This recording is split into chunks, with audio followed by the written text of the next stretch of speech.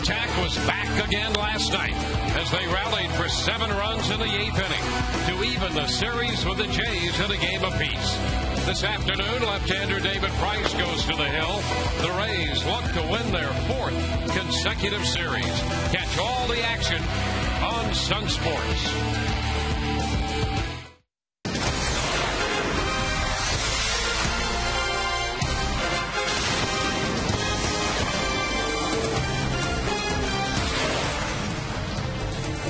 Welcome to Tropicana Field. Kids Day. The youngsters populating the ballpark, and what a better place to be. I can't think of one than Game 3 of the series between the Tampa Bay Rays and the Toronto Blue Jays. Hi again, everyone. Welcome to an afternoon of Rays baseball with Kevin Kennedy. I'm Dwayne Stats. Great to have you with us. Well, the Rays have the best record in the American League East and a half-game lead over the New York Yankees with this Blue Jay ball club running third. They did it on the strength of another comeback win. They had a big 7-run 8th inning and a home run in the 5th inning from John Jaso. Yeah, getting his opportunity because of an unfortunate injury to Kelly Shopik. Jaso has come up and in 11 at-bats, guess what? 4 hits, a home run, a big one yesterday, 4 RBIs, a couple of doubles to go with that. And here's a guy that came up from the minor league system when he signed in 03, 26 years old, worked his way up to the system, always had some power in the minor leagues, 12 to 14 home runs and 300-plus at-bats. So the projection is if you get a chance to play every day, he's a 25-plus home run guy. Yeah, and his defense is much improved. You've talked about a lot about this past week. Yeah, we're looking forward to seeing him. He's in the lineup today, and so as impressive as his offense has been, he's made tremendous progress defensively. Conversations to be had later on. On the mound for the Rays, their prize left-hander David Price. 2 very good outings. He wasn't satisfied with the last one, but still a great talent. Well, what we've seen from David, especially the last 12 starts last year and the first 3 starts this year, is he will make adjustments. And one of the things that I like is he's gotten better command of the fastball down in the zone on both sides of the plate. And he's not always just going fastball, fastball, fastball. He's mixing in a breaking ball. And it's not just the hard slider. It's a nice curveball to go with his repertoire. It acts as the equalizer to right-handed hitters, that good change-up curve. And he's not afraid to throw that early in the count as well. Well, there's a pitching matchup. Brandon Morrow, now a Blue Jay over from the Seattle Mariners. He's 1-1 with a 731 earned run average, and David Price now 2-1 as he makes his 4th start of the year with an earned run average of 3.20. Rays look for a series win. They come in 13-5. Toronto 10-8. Rays and the Blue Jays just moments away. We'll be back with the first pitch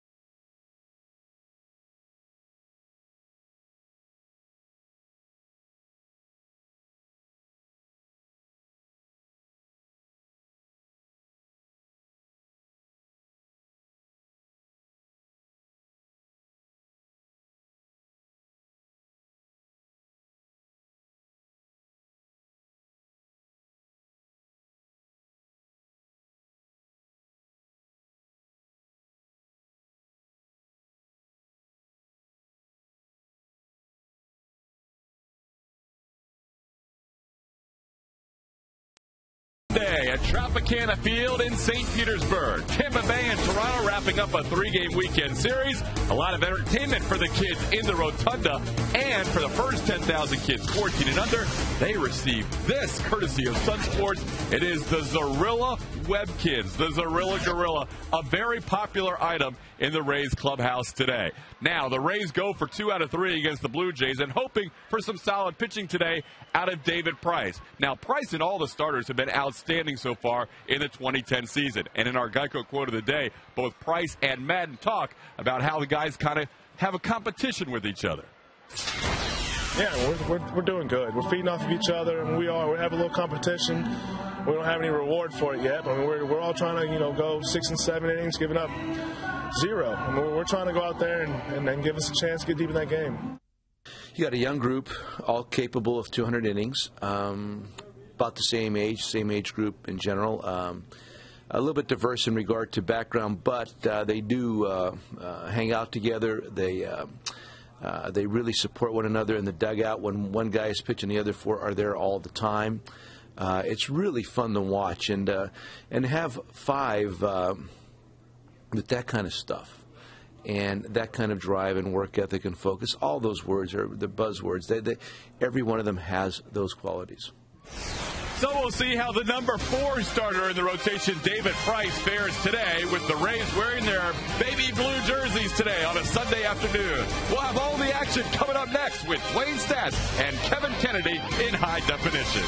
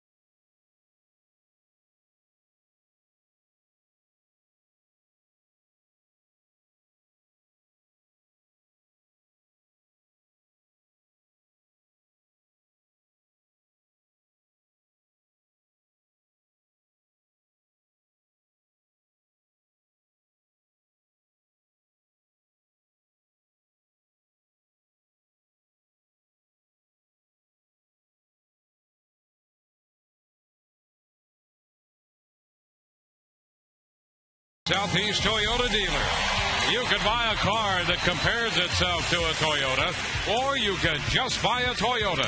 Visit your local Toyota dealer today. Toyota, moving forward. By Buddy's Home Furnishings, where there's no credit needed and up to 6 months, same as cash. And by AT&T. Find out what's possible with the nation's fastest 3G network. AT&T. Rethink possible.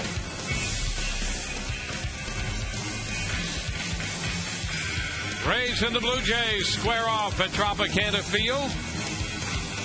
Rays coming in here off a comeback victory last night.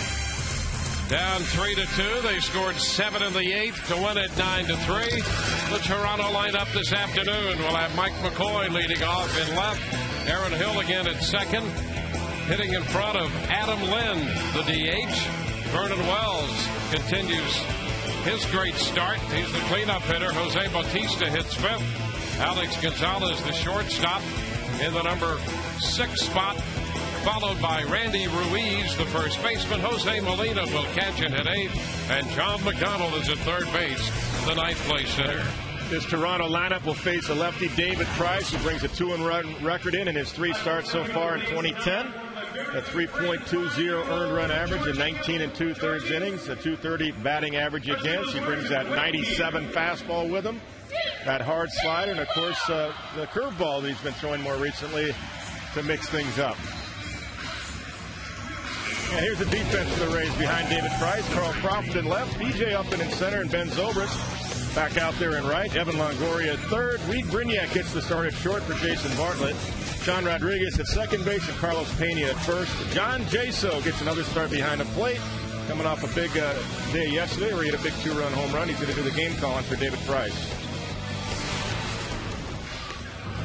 Well, there's Joe Madden. His mandate coming out of spring training. A fast start. He has that in hand with the Rays 13-5. And they have played well and deep into games, playing well late. Cito Gaston, second time around as the skipper of the Blue Jays, a total of 12 seasons in his 12th year as the manager. And he'll send Mike McCoy to lead off. McCoy, the newcomer to the Toronto Ball Club this year. And the pitch from David Price, first pitch of the game, is upstairs.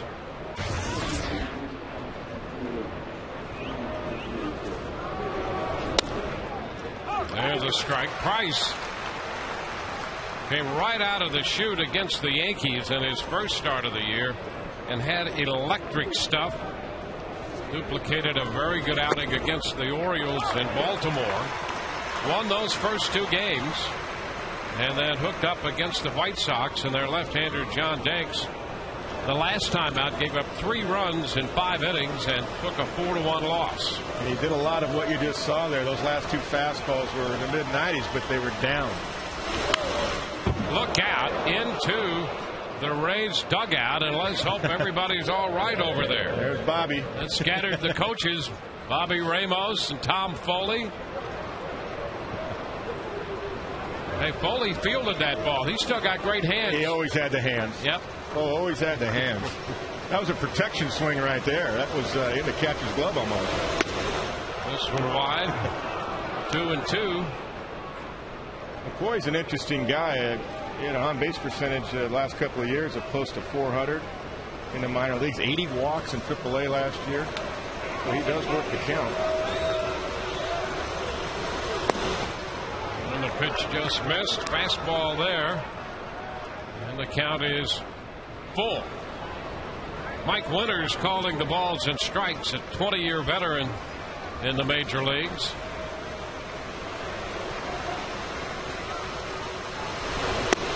And strike 3 call. McCoy trying to coax the walk. Pitch in the upper part of the zone, and Price got the call. Yeah, he sure did. Another fastball right here. That's the top part of the zone. That's a strike. That's a good pitch. Good call by Mike Winters. You said 20 years for Mike Winters. That tells me a lot because I go back to AAA days managing. He was in AAA, so what does that say? Yeah, I know. Yeah, I hear that occasionally as well. Wow. 20 years in the big leagues already. Aaron Hill, he went around on the high fastball. That's a strike. Hunter Wendelstedt down at first base. Mike Winters is a guy that also went to winter ball. He worked his way up to the minor leagues just like players do. He spent a lot of years in the minors, worked his way up, and also worked in winter ball. Fly ball center field, and right there's B.J. Upton making the catch. So 2 up and 2 down. Hey, I like that. That's a curveball right there, about 78 miles an hour to that good fastball hitting Aaron Hill. That's a good pitch by David Price. Here it is. He's been really effective with it. Nice pitch in the back door. Gets him off the end of the bat a little bit. Head goes down because he knows it's right to B.J. Upton. Adam Lind. Pitch inside. 1-0.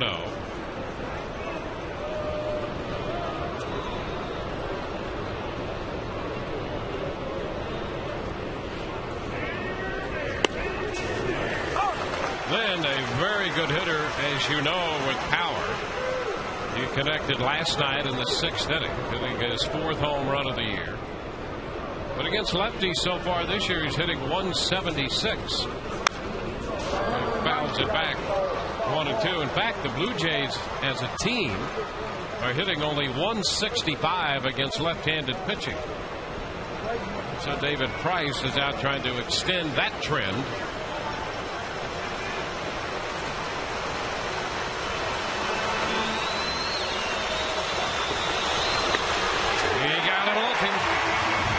Mid-90s fastball right there, and 1-2-3 go the Blue Jays. Rays are coming in to hit. No score in this game.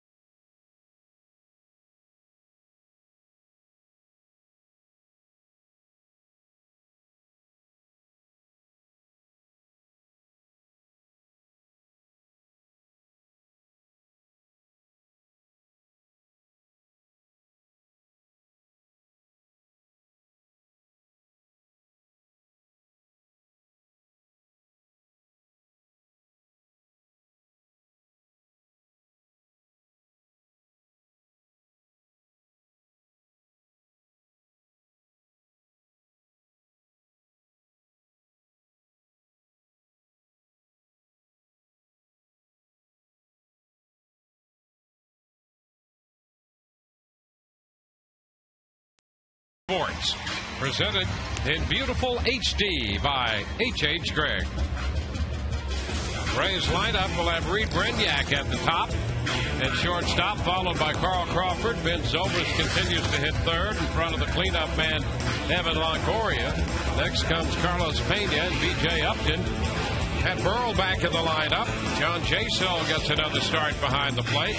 Sean Rodriguez will be the number 9 hitter at second. And the Rays will face Brandon Moore, who comes over from the Mariners in a deal for Brandon League in a trade this past offseason. 3 starts so far this year, 7.31 earned run average. He did pitch well in his last start against the Kansas City Royals, where he went 7 innings and gave up a run on 3 hits.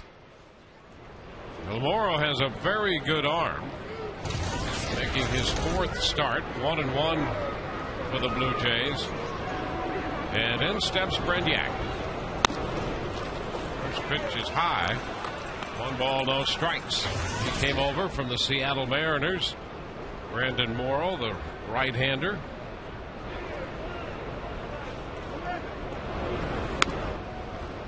Upstairs that he had done work out of the bullpen and as a starting pitcher. Did some closing for the Mariners. And he falls behind Brenyak.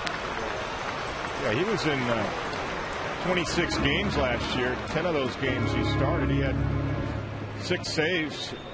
So he closed for him, and he also had some starts. He ended up with a 2-4 record and a 4.39 earned run average last year. That's a strike. He began the season in Seattle as their closer, and has a history in his career of being back and forth between the bullpen and the rotation, and really wants to start. The Blue Jays filling some starting spots in their rotation. Now it's a full count. Pretty good riding fastball right there. Molina, I think just a reminder to get the ball down, even though Brignac chased it. I think that's all that was. Yeah, I think you're right, because I think they would prefer him, even though he has a good arm, to keep the ball down. Right. They think he's a lot more effective that way.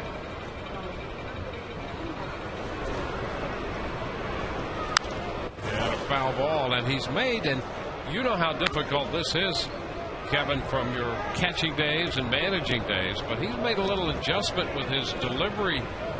He's dropped it down just a little bit over the last start or two, and they've been very encouraged by that. But as insignificant as that may seem, it's a very difficult thing to do. Yeah, it is. And see, those last couple of balls, I mean, Brignac's fighting them off because they're close enough to swing at. We already saw that Mike Winters will call the high strike.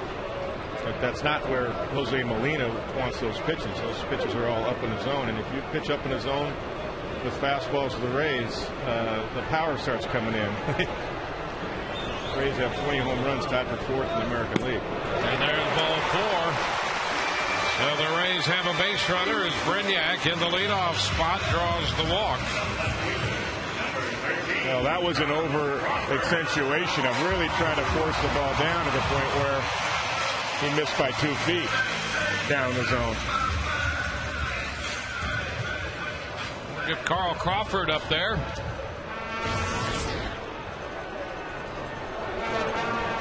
Carl hitting .319. Carl off to a great start. He had a great on-base percentage. He's stealing bases. He's been great with men in scoring position. He's made great catches.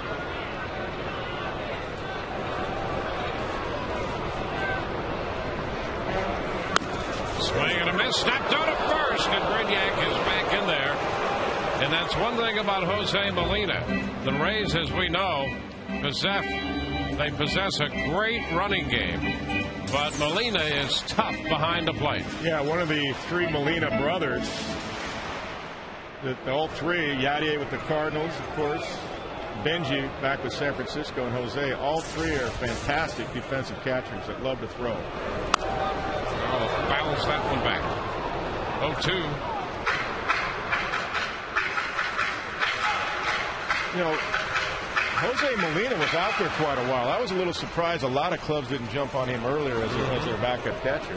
I understood why the Yankees didn't, because Cervelli is a good defensive guy, and it was his time to make the big club. But I thought there'd be more interest in Jose Molina. Sets up away, and Morrow misses up and away. 1-2. Not a lot of Rays at bats against this right-hander. Carl just 2. He's 0 for 2 lifetime against him. Ground ball short. Stop charge. Gonzalez to Hill. 1 first base. That will not be in time. Crawford reaches on a fielder's choice. Of course, with most base runners, that's a routine double play ball. Not with Carl Crawford, who gets out of the box extremely well and beats the throw easily to first base. Yeah, Gonzalez to start it did everything he could do. Absolutely. He got to the ball as quickly as he could, got rid of it. Crawford's speed just beat the back end of the double play attempt. And if you're going to have an out, you'll take the exchange with Carl Crawford on first base with 1 out, and Ben Zobrist up and Longoria to follow. And hitting .271. Crawford drawing the throw over there. Like Carl wanted to go early in the count here. Well, if they're going to steal any bases, they're going to do it against Morrow. Absolutely. Don't be surprised on an outside fastball here, something off the plate for Molina to throw on. That's a pitch out. Yeah, he gave it away, and that was a smart move by Crawford. He gave it away, and he knew it, so he said, I'm not going to go, and maybe we'll draw the pitch out, and that's exactly what happened. You can tell on the flinch in the first throw over if the guy's going to go right then and there. So and that's Carl doing it himself, reading that and saying, I'm going to stay around here. Sometimes a manager will put that on. I used to put stop signs on when I saw it if I didn't trust my base runner. There goes Crawford. Pretty good jump and a good exchange. He is out at second base. Molina got rid of that ball quickly. Fired a strike to Gonzalez. It was pretty close down there at second. But boy, did Molina get rid of this one. Yeah, he did. And a perfect pitch really to throw on, because actually the ball to your right, as he caught that, it's quicker for your exchange. The ball to your left, it takes a little longer to exchange the ball. But the ball that runs to your right, it's to your throwing side. You just make the quick transfer to the bare hand. And you play right into the hand of the catcher right there. And that's what happened on that pitch. And a strike to Zobrist. So Carl is caught for the second time this year. The count goes 2-1 to Zobrist. Yeah. So that's what Molina can do to a running game. The strike on the outside part of the plate, 2-2. Boy, what a difference that can make in an inning. Here's what I'm talking about. See where the ball is? It's right to his throwing. See where the exchange is going to be? It's right. His hand is right there. A quick exchange, and that's why he was able to get Crawford by just a foot or so. 3 balls, 2 strikes. Well, what we've seen, this inning has gone from a pitcher who was against Brainiac struggling with his command to get a feel out there. And Crawford now thrown out, trying to steal. Bases empty, 2 outs. Yeah, it takes you right out of the inning. And Zobrist is out on strikes. The Rays are finished in the first. We'll go to the second, no score.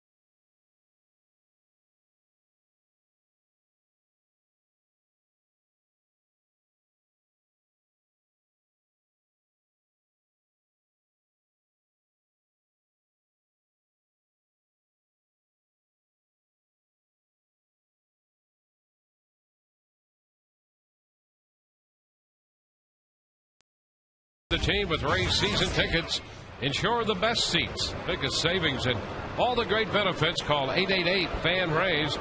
Call right now. Representatives are standing by. Vernon Wells off to a very good start. 7 home runs. He's 3rd in the league in slugging percentage.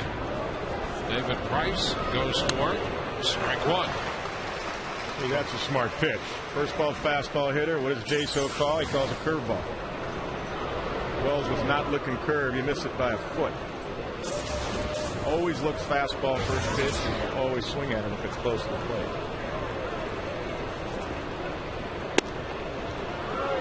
side a little bit. 1-1. You know, Jaso, we talked about it in the open. Last night hit his first big league home run. He swings the bat well. He's been impressive. That one, little tap. But I came out and watched that game last night and saw him in that crucial spot with the club down with Wheeler on the mound in the top of the 8th. You know, they had a guy at third and 2 outs. Swing and a miss. Wells is out of there. Wheeler got ahead of Gonzalez. It's a slider, a couple curveballs, and he finishes him off with a hard slider, 87. Nice tilt to that. So of the 4 pitches, you saw 2 curves and a slider for the strikeout. They got ahead in the count to the hitter last night, and Jaso emphatically called for a curveball.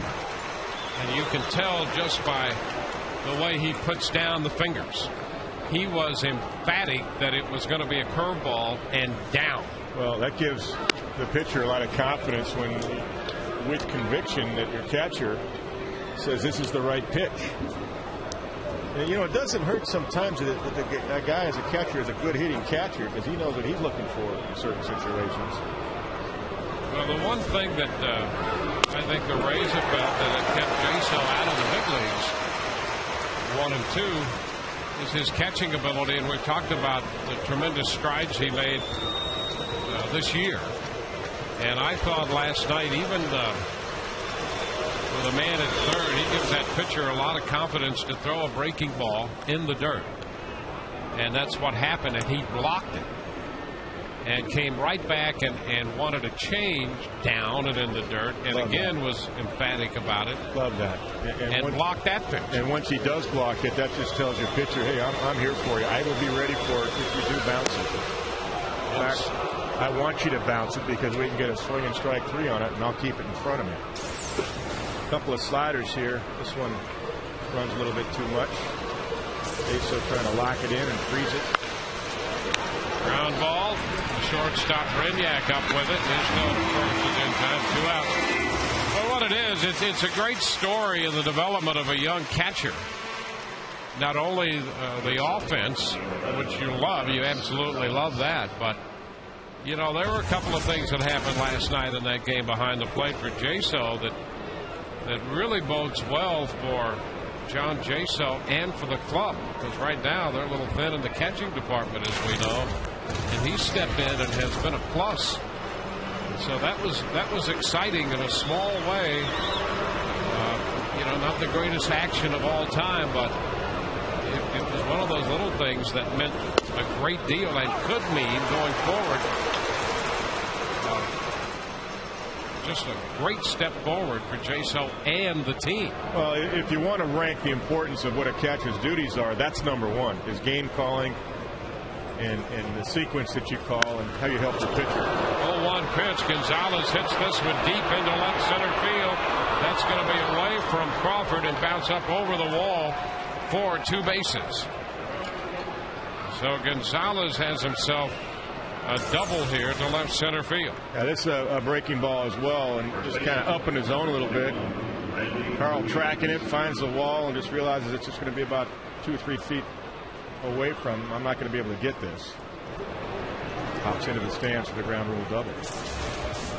But getting back to the point on Jaso and all catchers, really the priority is game calling. Now the throwing part really is the second part. Definitely you want to have a guy that has a good arm and quick release and throw people out. But if you had to rank them, number 1 is game calling and blocking balls.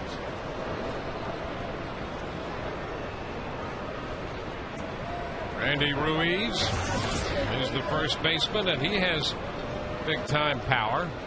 He's hit a lot of home runs throughout his career in the minor leagues. It's a bit inside. You know, just to touch on that one more point, when Mike Piazza became a catcher, I was involved in working with him and making him a catcher. He didn't throw one, okay? His mechanics got better, but he called one heck of a game. And if you go by catcher's ERA and all the stats that they have today, he was always at the top of the National League in that.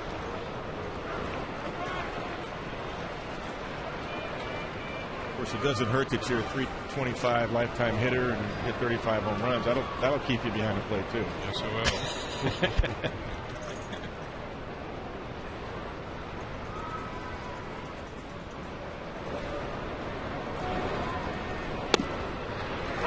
Grade 1.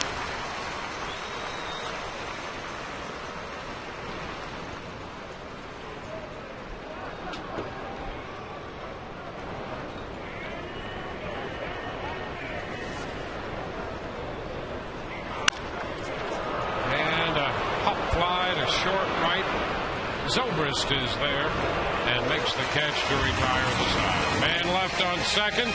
No score through an inning and a half.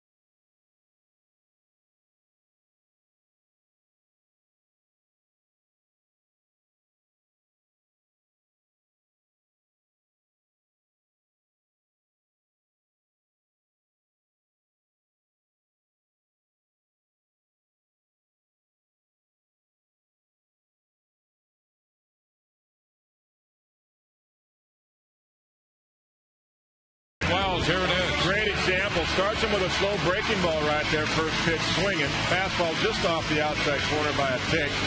Another slow breaking ball. Gets Vernon to chase that, foul it off, and finishes him off with a hard slider, 87. That's 4 pitches, 2 curves, 1 fastball, and a slider. Great sequence right there, and that's what we're talking about, knowing that Vernon is a dead red fastball hitter early in the count. Yeah, and the fastball location exactly where he wanted it as well. There's a first pitch strike taken by Longoria.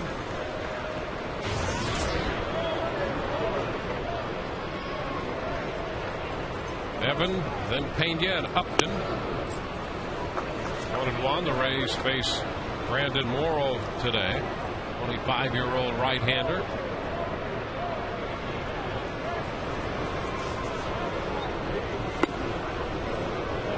And Longoria checked in time on the appeal down to Wendelstedt. Last fastball had a lot of movement running in on Evan. Thought it might be in his wheelhouse, and it just kept riding in on him.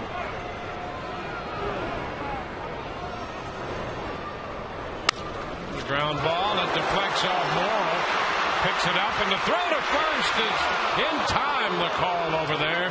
That was close, and Morrow's throw forced Ruiz to reach to the foul side of the bag to retire Longoria. Good hustle by Evan Longoria as he hit a slider off the end of the bat off of Brandon Morrow, but he recovers and gets him by a half a stride as he's in the air. Here's the defense for the Blue Jays today. Behind Brandon Morrow, let's take a look at the outfield. Mike McCoy in left, Vernon Wells in center, Jose Bautista in right. Around the infield, left to right, McDonald, Gonzalez, Hill, and Randy Ruiz, and Jose Molina behind the plate. One gone in the home half of the second. Now Carlos Pena.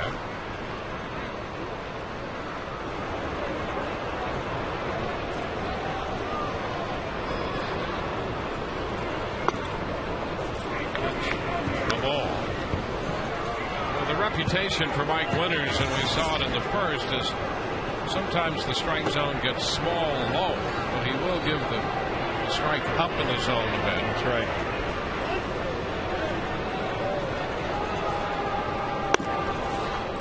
This one drops in there, and the count is 1-1, a breaking ball.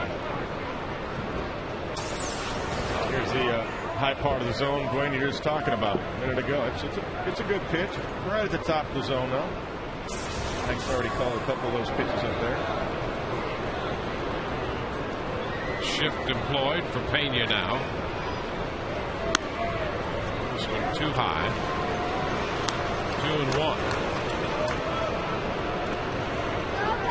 The history tells us that runners will give that pitch, and maybe with right-handed hitters up there, they'll give that pitch away occasionally as well. On the right side of the plate. Takes the count to 2-2. Nice swing by Carlos on that one. He was right on that 92 fastball. A little bit of tailing action away from him, but definitely a strike.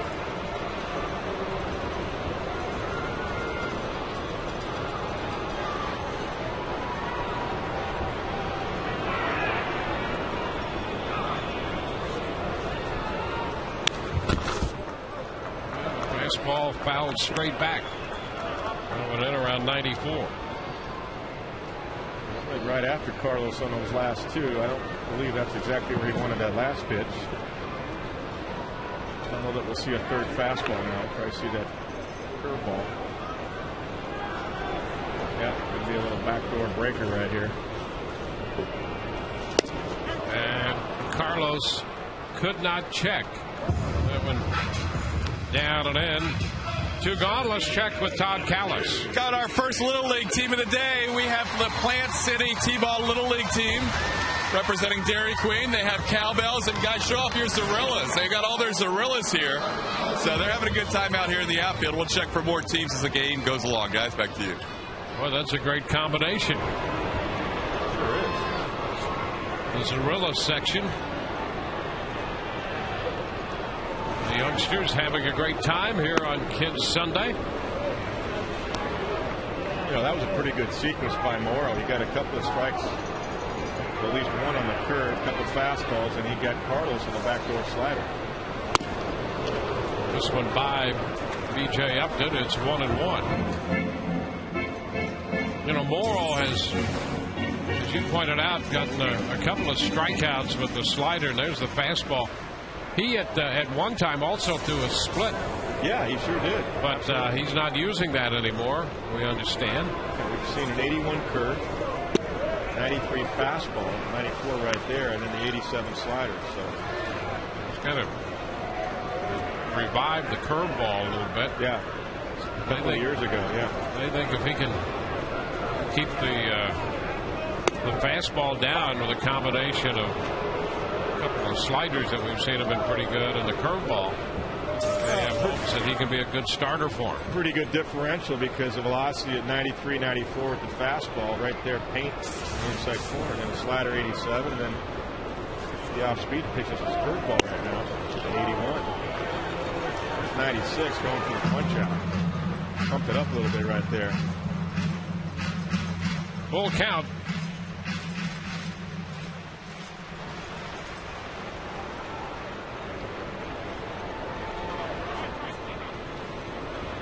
Hey, Mike Winters gave time. There we go.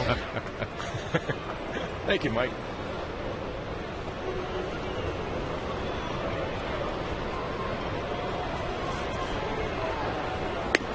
BJ draws the walk.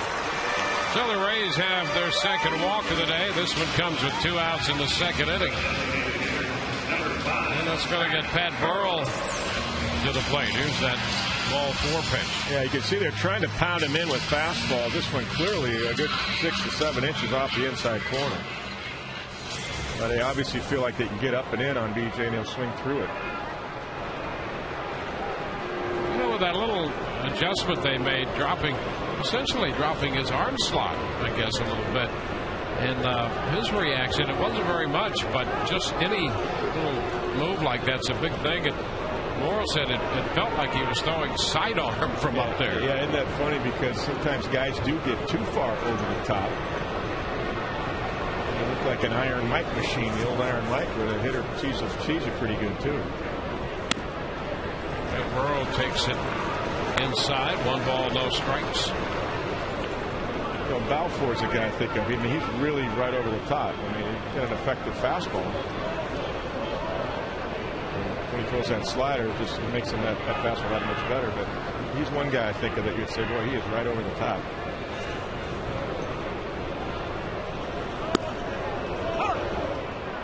It catches the corner.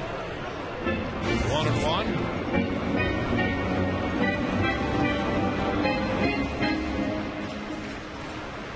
Back with a home run and 9 runs batted in.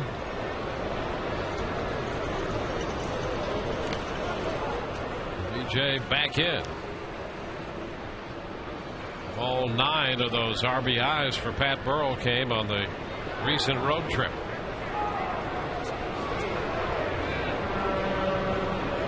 Got a big hit in Chicago off Jake Peavy. There goes Upton, a wave and a miss, and the throw down is going to be in time. So Upton caught stealing. Hill put the tag on him, and the Rays have lost 2 base runners in 2 innings. We're through 2, no score.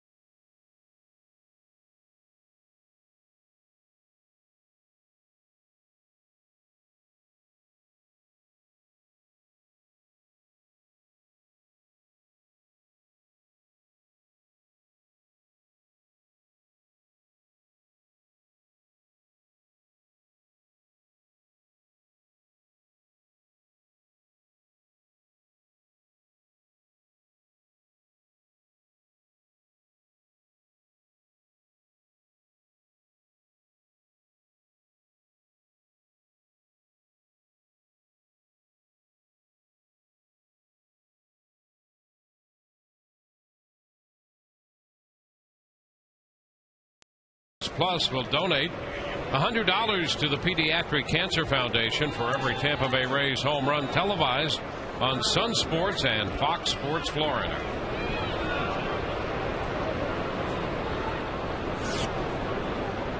Jose Molina, the veteran catcher, hitting 8th, leads off for Toronto. Pitch is fouled away. David Price on the hill for the Rays. See the numbers for Molina. And boy, it doesn't matter what he hits with his defense. We've already seen that, knocking down 2 Rays on the bases. 0-2. Quick release, accurate arm, quick feet. That's really the key to throwing people out. It's not the arm strength as much as it is the quick feet, quick release into the bare hand. Quick transfer to the bare hand. Release among the best. There's no question about that, as we've seen. It comes as no surprise when he shuts down the running game. Well, he likes the challenge of it too. He loves that. That's what he does best. Yep.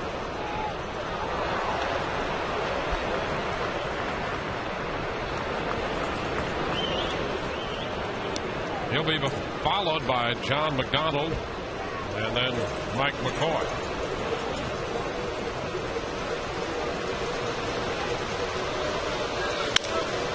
Broken bat. Shortstop Brignac up with it. The bat drove Price off the mound. Brignac took care of the ground ball, one away. John McDonald comes up. Here's the poll question today, brought to you by Autoway. Autoway, if you need a car, truck, or van, who are you going to call? Autoway.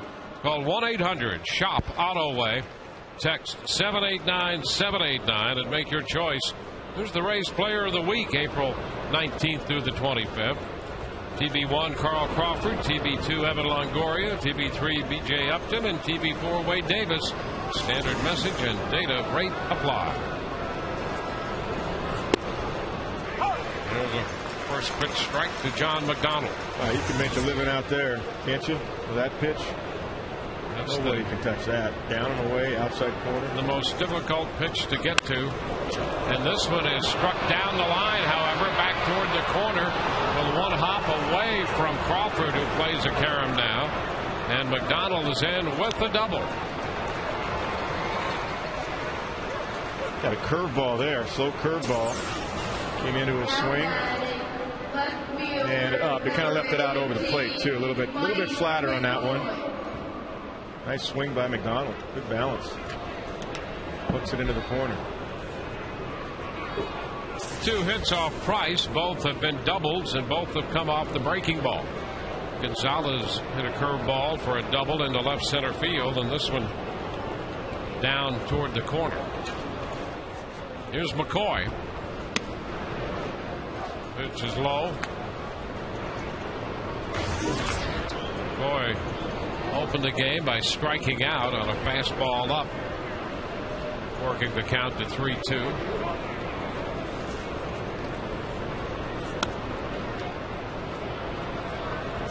Two and 0.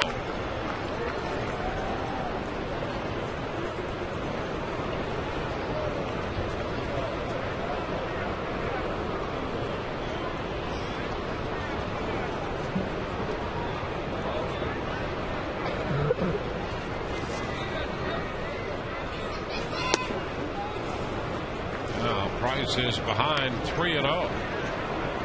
You got to come all the way back. This is the guy you want. You don't want 2 on and 1 out, and Aaron Hill coming up with Adam Lynn to follow. So you got to refocus, not rush it, come all the way back and strike 1 right here. He'll be taken.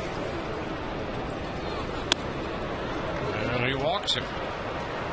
So the number 9 hitter doubles, and now the leadoff man walks. 2 men on. And Aaron Hill, who is very dangerous, just back in the lineup after a hamstring issue. Hill, who hit 36 home runs last year, will bat with 2 men on and 1 out. Good fastball hitter, too. David Price, of course, has an electric fastball well above average as far as velocity. So it's not that you can't throw your best pitch. Just got to make sure you locate it.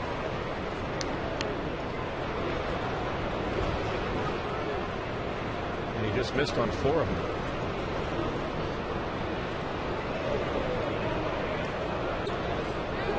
Here's Hill.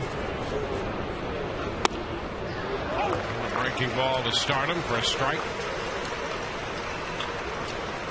Trying to keep Hill honest. Another guy that, boy, when he gets that hitter's count, he gets that fastball. He rarely misses it.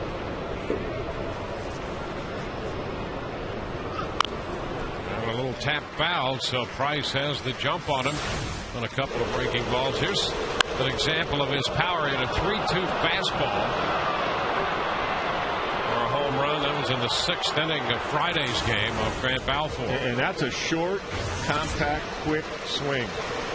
Yeah, he is about as still and short and quick the ball as any hitter.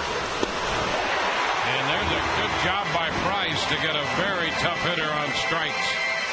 But once again, it was a sequence. It was because he threw 2 curveballs to start him off with, about 75 miles an hour. And look at that. It's just paint on the outside corner, a little tailing action. 93 fading away from Aaron Hill, down. That's just an excellent fastball.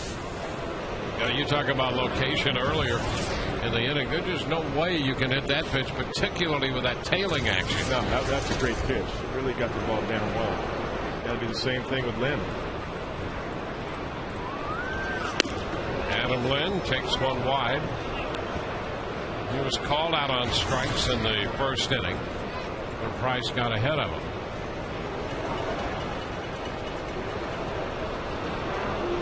Came into the game hitting .290. 0 for 1.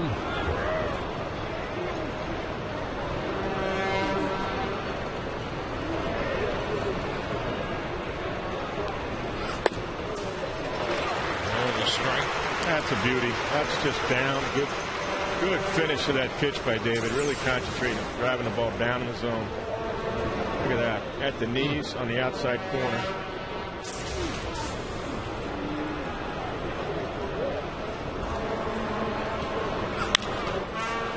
Fastball fouled out of play.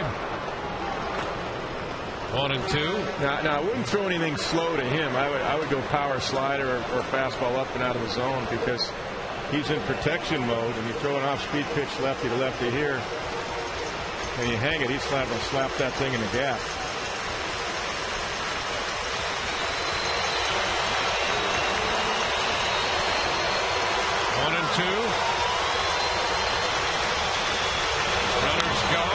Is foul back. Fastball in protection mode, and he's kept it alive. Good sequence there. David recognizing that. John Jaso recognizing that. You could throw a curve if you feel you have a strikeout curve at 75. That's different. But David's using that mainly as his off-speed pitch to early in a count to get it over the plate, or in hitters' counts when they're looking fastball. This is a put-away count, and you got to have a put-away curveball. Right now, David early in the season here, that's more of a good get-it-over breaking ball. So his slider is the put-away slider, or power fastball. 1-2, and he got it. Fastball. Nice job there by Price to get out of a little spot. Strikeouts of Hill and Lind. Perhaps their two toughest hitters. We are scoreless as we go to the bottom of the third.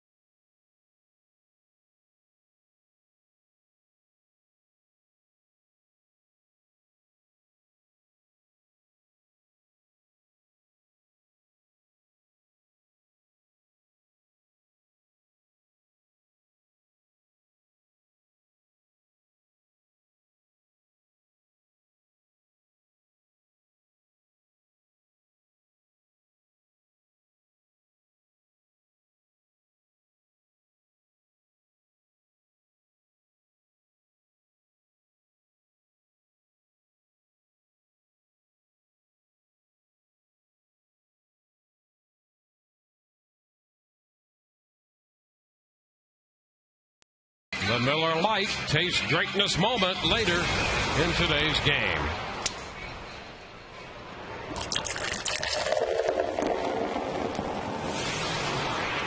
Sounds good. Mm-hmm. Always sounds good.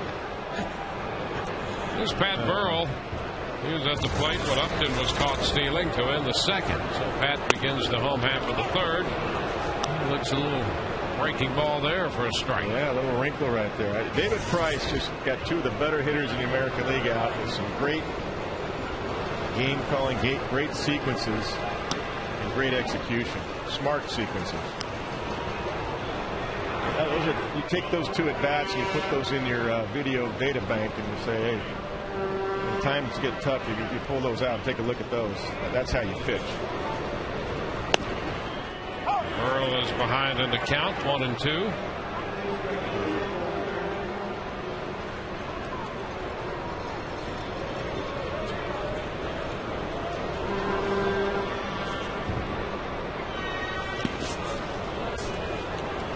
Two now. A little slider right there by Morrow that he kind of quit on. He kind of slowed his arm action down and just tried to dart throw it instead of letting it fly.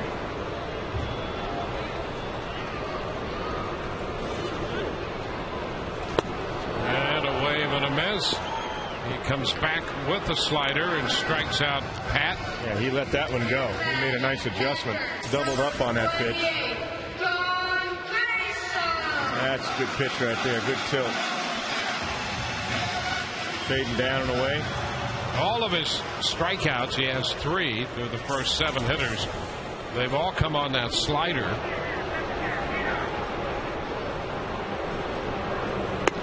Jaso takes a pitch in there for a strike. You know, Morrill, and it's only 3 starts, but his righty-lefty breakout is striking in those first 3 starts. Ground ball to second, and Hill has it. Jaso's out, 4-3. Left-handed hitters are batting only 152 off him, and right-handers 370. I saw that, which tells me that his slider's been a little bit flat, but he's got a pretty decent one working today.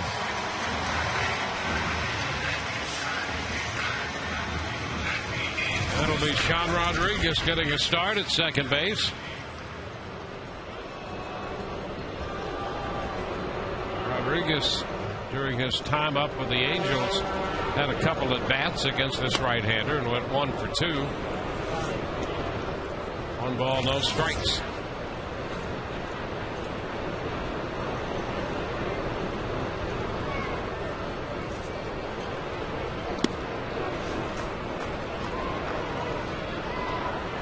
Ahead in the count. See, there's a slider. He really tried to force the ball down, and he missed by 2.5 feet out there.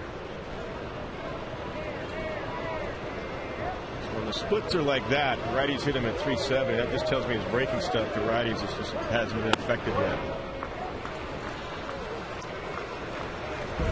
3 balls, no strikes.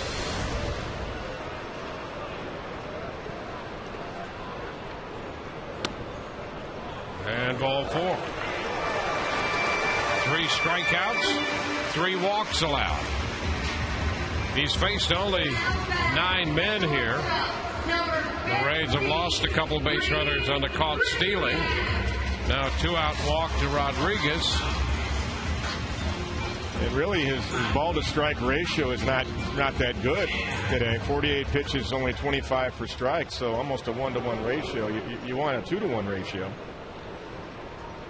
He's thrown just a tick under over 50% for strikes. There goes Rodriguez on the first pitch.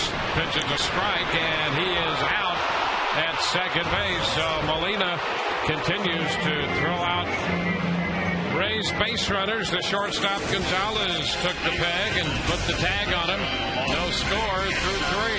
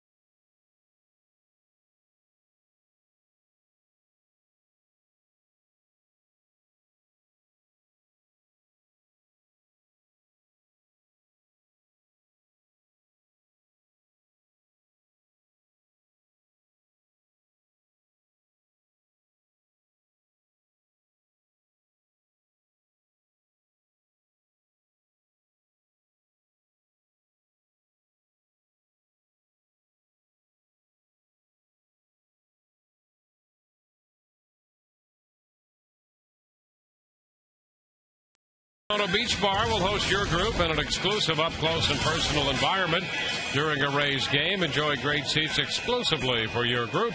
Reserve the Corona Beach Bar by calling 888-FAN-RAYS or email group sales at raysbaseball.com. Back to the mound goes David Price. Vernon Wells leads it off, and he takes the first pitch in there for a strike.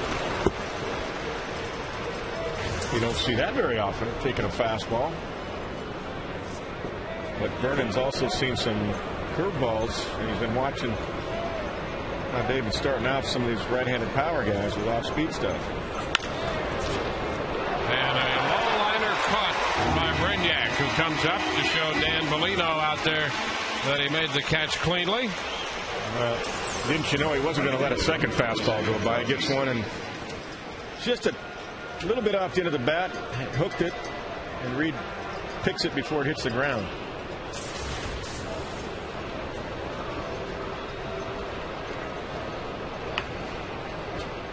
Jose Bautista, the right fielder.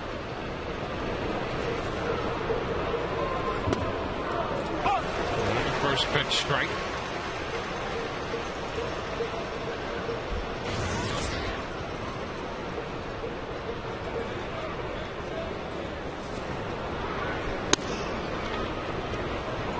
One and one.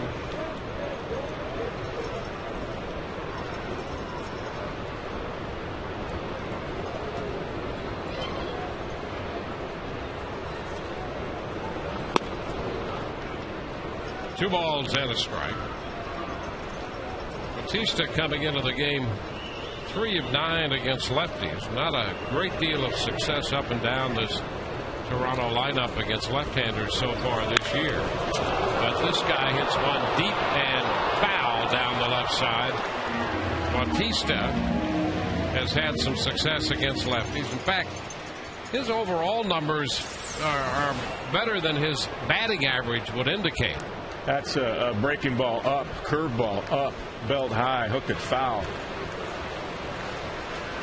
That's why I say it's not a put away curve that he's got. Now with 2 strikes, he can throw him that hard slider or just power the fastball. And a foul ball lifted the other way, and I think he might have changed up on it. Yeah, you can do that too. You know, that changeup. Don't forget, he's got a changeup, straight change. Because they've seen a lot of curveballs into their swings, and they're kind of sitting on it a little bit. They mix in that changeup that'll fade away from the right-handers. That's what he did right there. And he got him. That had some action away from the right-handed hitter, and he struck him out. You know what that is also? That's your catcher recognizing that. You know what? A couple of these guys are hitting that curveball fading into him. So I'm going to try to call a changeup fading away from him. Give him something else to think about. Today's AT&T trivia question: who's the Rays' all-time hits leader versus Toronto? Few candidates here.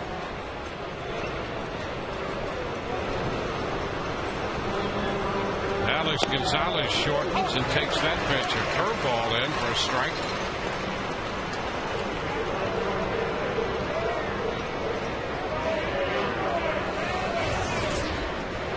Price with 6 strikeouts on the day. 0-2.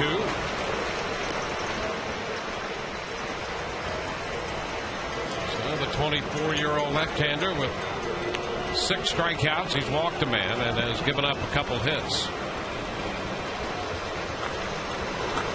David is 9-3 to start his career here at Tropicana Field. An earned run average of under 3 here. And that's pretty close, but down a bit. And as we mentioned earlier, Mike Winters is not prone to give that low strike. Well, you called that one right. That's a strike. It's not where he caught it. It's where across the plate. You see that number 3. Foxtrot's love. It crossed right at the knees. That's a perfect pitch for a pitcher. And he chases this one. He came back with a fastball and records another strikeout. We are scoreless, middle of the 4th.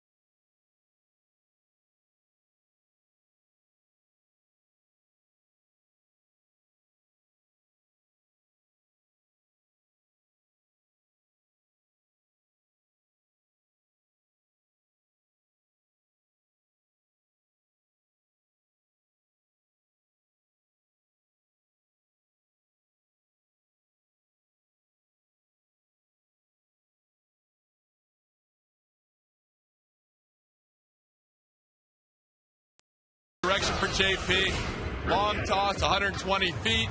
And guys, on Wednesday, that's going to be a big day for him. He's going to get to throw off the mound for the first time. So baby steps right now.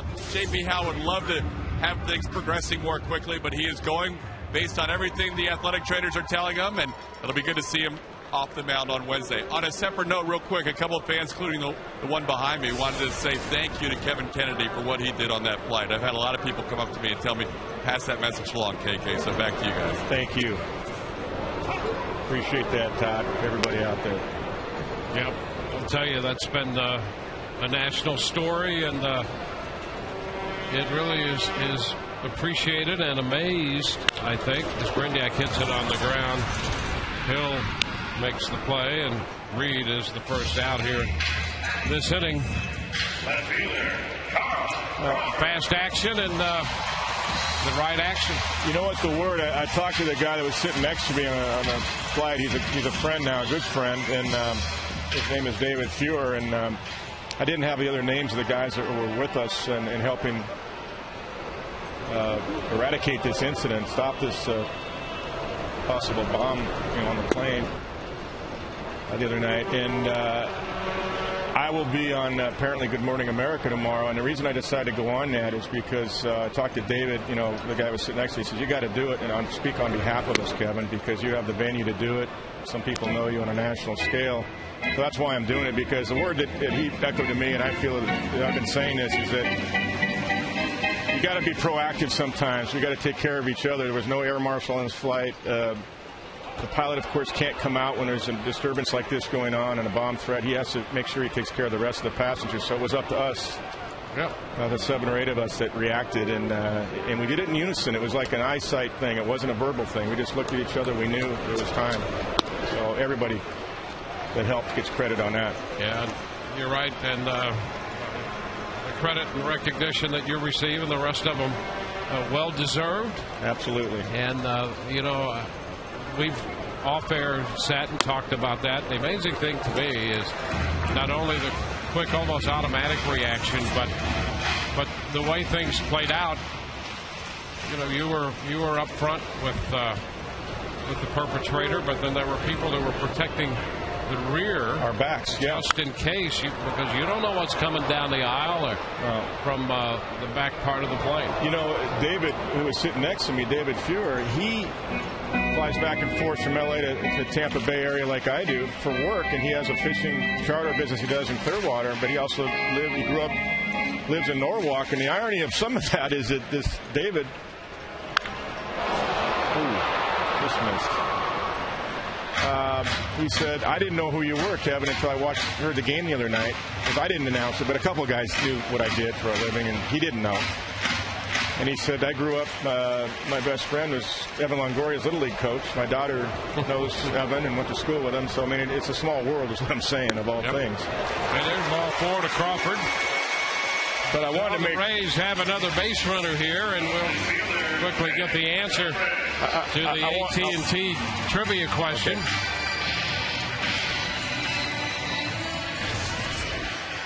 The all-time hits leader versus Toronto, and the answer is Carl Crawford with 166. Had to get that in. For a little housekeeping now. Runner first, one out. Ben Zobrist, the hitter, as Morrow holds the ball on Crawford. There goes Carl, and they throw down. He is out. Crawford thought he might have been in there that time as Gonzalez put the tag on him, and the Rays are 0 for 4 in the caught stealing department in this game. Well, this is like a clinic right here, and I was telling you in the half inning in the break, the Rays ought to start waiting until the count gets deeper, because that's like a pitch out. You see where that last pitch was? It's off the outside corner, and Molina knows they're running early in a count, so now it's not that you can't run when a guy's throwing as well as Molina is. It's you've got to wait till the count gets deeper so you get it in a breaking ball count. 2-0 to Zobrist. We'll take another look at that tag at second. Let's see if Carl gets in there. Yeah, he got him on the left knee just before the foot got in there, the right foot. Right there. Just a hair before. Well, the Rays have drawn 4 walks, and Molina has thrown them all out trying to steal. Well, it's ironic because we were just talking about this in the break, and I wanted to bring that up, that, Carl ran first pitch. I wanted to say what you and I were talking about. I said, now what you have to do is wait till the count gets deeper, because they're just throwing fastballs out the outside corner, and that's as good as a pitch out, if not better. 2-0 the count to Ben Zobrist. He chases one up. Ben saw a fastball there, and he's seen a limited number of fastballs, and he chased one up that time. He sure did. He's not getting a whole lot of hittable pitches, and rightfully so, because he is a guy you lock in on now, and they are pitching him differently so far the first 2 weeks of the season than what he saw all of last year, for the simple fact, I mean, he made the All-Star team. He hit, 27 home runs he ended up with? And the league knows that, so they're gonna force Ben to say, you know what, you're gonna have to make some adjustments this year. So even on these counts right here, 3-1, they know he can hit a fastball, and I don't think he's going to see a real good fastball over the heart of the plate.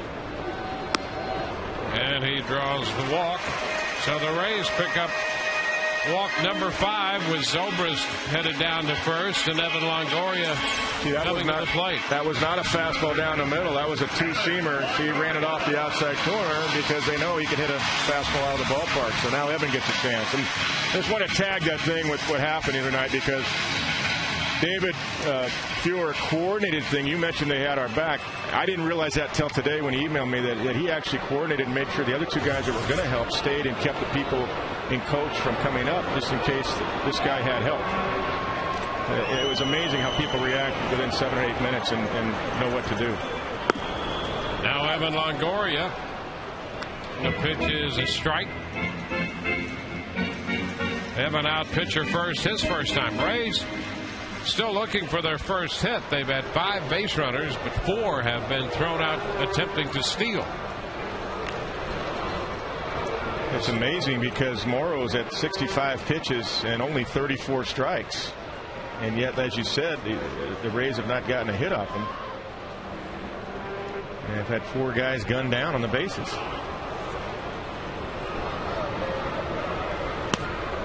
Longoria down, chases the slider, and now the count's 2 strikes.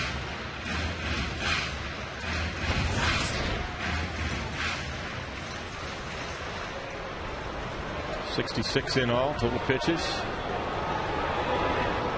Probably have another 20 pitches if the Rays have been successful on a few of those attempted steals.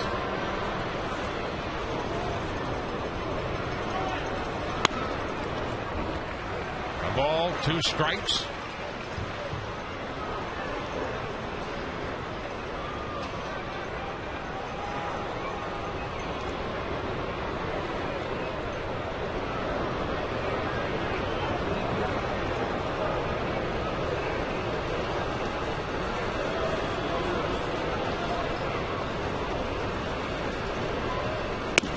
And Longoria is called out on strikes to retire the side. Fastball. We'll be chatting briefly with Joe Madden when we return, scoreless through 4.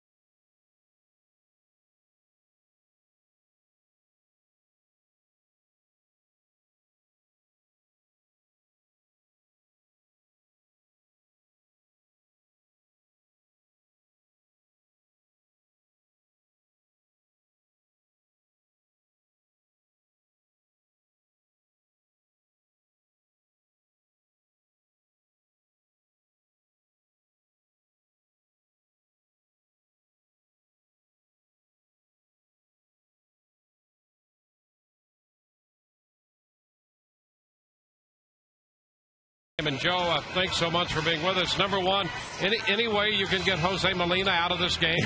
You know, I've seen that before. He's going to have to ice down after this game. J-Mo can really throw accurately. He's very quick. He's one of the fabulous Molina brothers, and we made 4 outs on the base tonight. All perfect throws. Their pitchers relatively slow to the plate. It's within our striking range, but his throws have been right on the money. Yeah, you know him a little too well, don't you, from Angel days? I do. I mean, you know, I was there and I saw when it was good over there. He's there. Even the first pickoff attempt at first base with Reed, we keep telling our base runners that with the left-handed hitter, be very careful. He likes to throw behind it, and he did on the very first pitch. Yeah, you like what you see from David Price, I would expect today. Yeah, David really has his breaking ball working today, and now he's throwing a little bit more fastball, which I like also. I think earlier in this game he was didn't have a feel for the command of his fastball, but now it's starting to come around, and while he was searching for that, he was very good with the breaking ball. Hey, Joe, just to tag that real quick, I just love the sequencing that's happening now with David Price this year. More breaking balls to set up his fastball. Yeah, he's got a lot better feel for it. There's a lot more confidence. I saw that coming on at the end of last season. I think in the last month I saw him bring out the breaking ball more consistently in different situations. I mentioned it to him. I told him the fact that I did like it because, like you're saying, it really can complement his fastball well, and they just can't look for one thing. But I think he's got a better mix going on right now than he had earlier in the game. All right, Joe, thank you so much. My pleasure, guys. Nice going, Kev. Hey, thanks, Joe. Molina, you got a shot to do something here. What's that? I said, here's Molina hitting. You got a chance yeah, I to hope do something. He pops up the right here. Pull a hammy or something. You got it. All right. See you guys. Nice, Joe. All right. One strike the count as Molina fouls it away. It's been something, I'll tell you, and Joe's right. He's been perfect. These throws have been right on the money. Oh, man. It's like a clinic. This one is low, 1-1. Yeah. You know, last year we were in town with playing the Yankees. I believe he did pull a hammy, didn't he? Got a hit and had to leg one a double or something. that would work. So I thought Joe was too smart to take the bait on that. And I know. He's I hope he pops up there, right? We're only kidding, folks. But it'd be nice, well, he caught a cold or something. He is pretty far away from the plate, isn't he? I'm not calling a slider on the kneecap. I didn't say it, did I? No. Just kidding, Jose. Yeah, he is really something. And we've seen how good he is so far today. A little roller to short. Brendiak. Throw to Carlos Pena. So, 2 outs here. Time for the Keep Your Edge Spotlight, brought to you by Just for Men, Mustache and Beard, as David Price gives the Rays the edge. You, too, can keep your edge with Just for Men, Mustache and Beard. Here's the sequences that we were talking about. I mean, good fastball. We've seen that. And as Joe Madden just said, better mix of pitches now. Good slider. We saw fastball down the way. What I like is his fastball command, too. I mean, he's not missing over the plate. He's missing off the outside corner with 2 strikes and getting guys to chase it, or he's just painting them up strictly right on the corner. Great stuff. Well, John McDonald, bases empty, 2 outs, and the fastball is down. 1 ball to no strikes.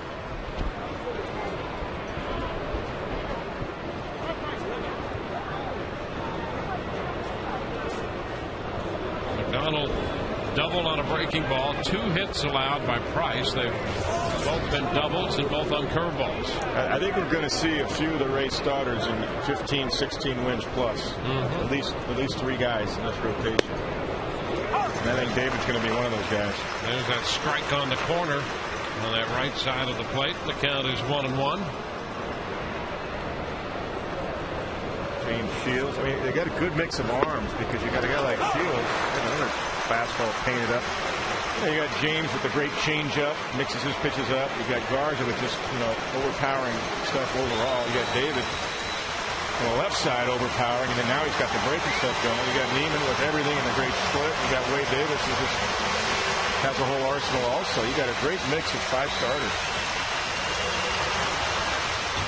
And the foul ball, fastball up, it's fouled back. Count still 1-2. There's the rookie of the group, Wade Davis, and he's a good one. Got great presence out there to go with a great arm, and he's all business.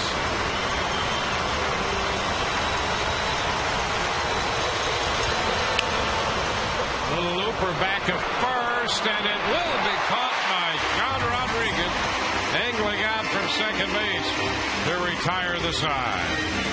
1, 2, 3. We go to the bottom of the fifth. Still no score.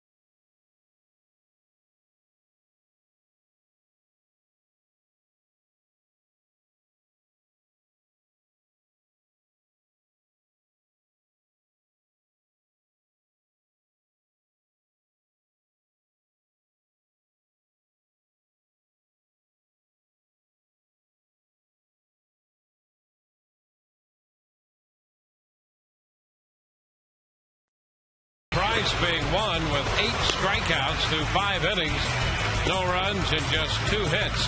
And the other side of the domination, Jose Molina, the Toronto catcher, he's thrown out 4 Rays base runners in as many attempts, including Carl Crawford twice.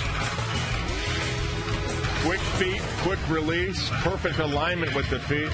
Boy, does he get over there quick, and he throws it right on the money. And if it fades right into the runner's slide when he throws. Here's Carlos Pena. Carlos 0 for 1. Struck out on a slider his first time up.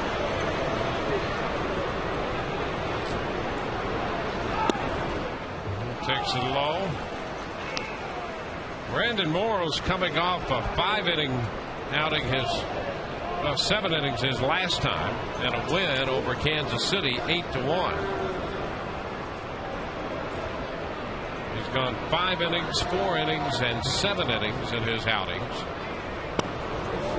There's a strike, and his high pitch count was the 7-inning outing his last time against Kansas City when he made 90 pitches. Were you a little surprised when he got traded, by the way? Because I was. I always liked his arm. Yeah. You know, and I was and what they did is these two clubs, Seattle and Toronto, exchanged good arms in that deal. I just thought with Seattle, I mean, I know they ended up getting Cliff Lee, and they've got 2, and he's been hurt, of course, and he'll be back. But I just thought, the back end of the rotation, Morrow would have been a nice piece for them, for the Mariners. And their bullpen was one of their strong points last year, but they went out and got Brandon League, who's got a super arm and a great split. But I understand, talking to some of the Mariner people, that they knew, I believe Rick Adair knew Brandon League really well, and some of the guys had him, so they really locked in on Brandon League. But I just thought their bullpen was pretty strong. They really need more starting for Mariners, the back end. And there's a walk, ball 4, down and in, and the Rays get a leadoff walk this time. Well, the other issue from time to time on Brandon Morrow is that he was diagnosed with juvenile diabetes in high school, and he does wear an insulin pump. Right. Yeah. And I read that. And and it's maybe a little easy for a pitcher to do that than a position player. I don't know if that was part of the thinking or not. B.J. Upton, and League with the Blue Jays that had that great arm all that time, and had had spotty success. He's a good talent, and so maybe it was a situation where there are two good arms, two talented young pitchers, just changing scenery.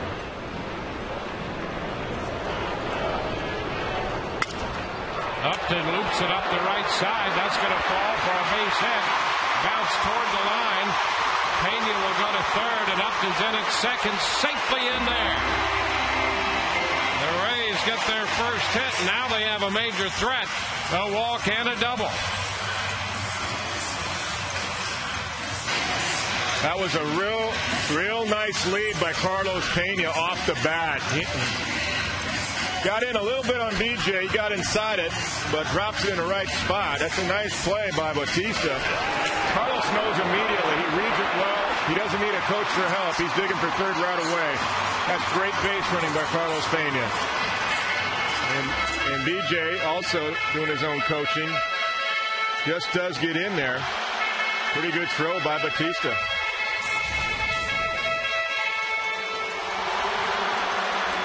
So Upton's fifth double of the year sets up the scoring opportunity. The first one the Rays have had in this game as Pat Burrell hits against the drawn-in infield. And there's that strike up.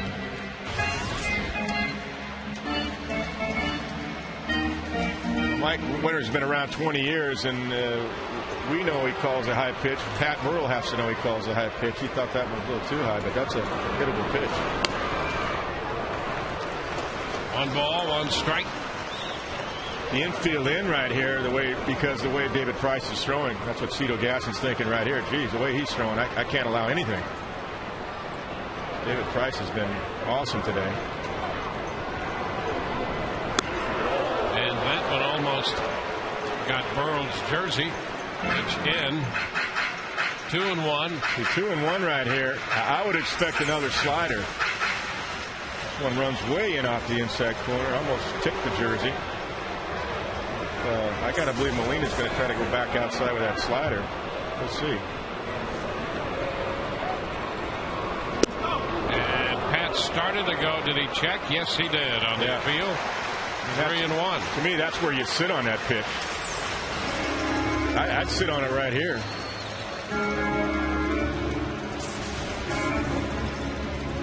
Nobody out. Pena third, Upton second.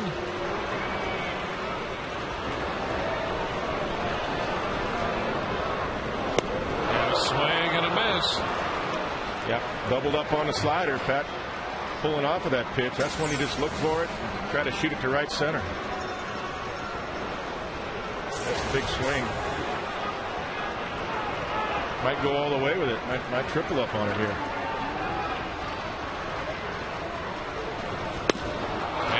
Got him. 3 sliders in a row. Yep. That's just good game calling by Jose Molina and pretty good execution by Brandon Morrow. Pat got the count in his favor. Was thinking I might get one fastball, but they tripled up on him, and those were the right calls and good execution. You see Molina pointing toward Morrow. That away. So 5 strikeouts for Morrow, 1 in each inning. 5 strikeouts, 6 walks, and a double. And here's John Jaso. Infield remains in, and a fastball by Jaso. Fastball up. Strike 1.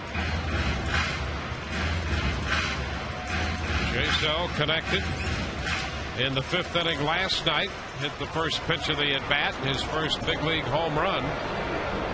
Connecting off the left-hander Romero. Pitch away. And Molina with a look down to third, had Pena ducking back in. We've seen enough of Molina's throwing this afternoon. Yeah, and he's got a third baseman playing in, so he's only about 5 feet from the bag at third base. After the throw, he's already there. After the pitch, I mean. Ground ball. That's going to skip by Hill into right. Pena's going to score. Throw will come to the plate, not in time. Upton scores standing up. And against the drawn-in infield, Jaso got a hop that got it past Hill, and the Rays lead 2-0. That's a base hit. 2 runs batted in for Jaso. Well, that's really all you got to do. Try to put it in play at least. You can't always get it in the air, and he hits it hard. That's a breaking ball down and in, and he hits it hard, gets some top spin, and it shoots right past Hill. And I like that Tom Foley waved BJ in right away because Bautista closed fast. And he made a good throw to second base on Upton's double. He makes a wide throw this time, but he made the outfielder make a mistake in his throw and rush him. And I like that by Tom Foley being aggressive. It's good coaching right there. Yeah, Sean Rodriguez in the batter's box. The Rays have put 2 up. Jaso draws a little peg. I don't think he's going first pitch. I just don't think so. I think you're probably right about that. Although with Joe Madden, you never know. Element of surprise. Everybody runs on this ball club. But I don't think so. Let Sean try to hit one out. It's a strike. Rodriguez walked in the 3rd. He shows some bat speed, Sean Rodriguez. So quiet at the plate, locked in, focused, quiet hands.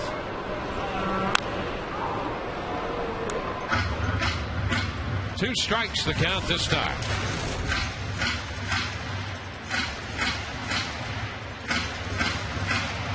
Well, the bloop double by Upton following the leadoff walk to Pena set up the scoring opportunity, and Jaso got one through the drawn-in infield.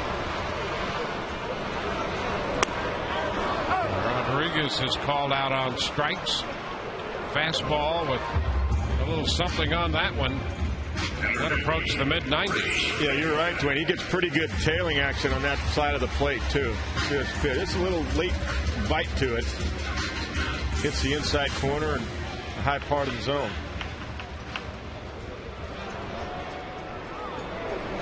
Two outs. Jaso at first. Here's the top side of the order. Reed Brinyak. Reed leading off today, playing shortstop. Way up there this time. 1-0.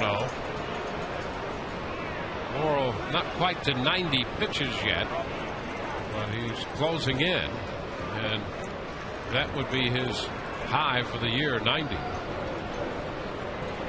That's right. In 3 starts, he hasn't gone past that.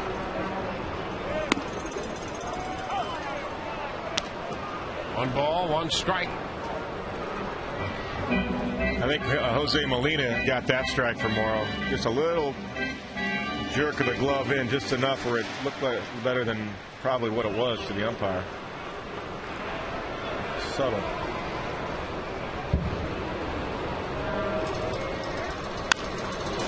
Yak fouls it out of play. We'll get the pitch count to 90.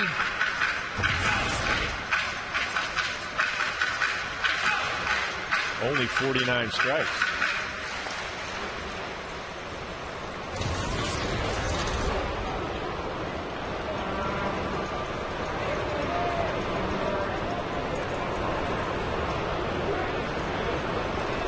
The 1-2. Brinyak chops this one foul.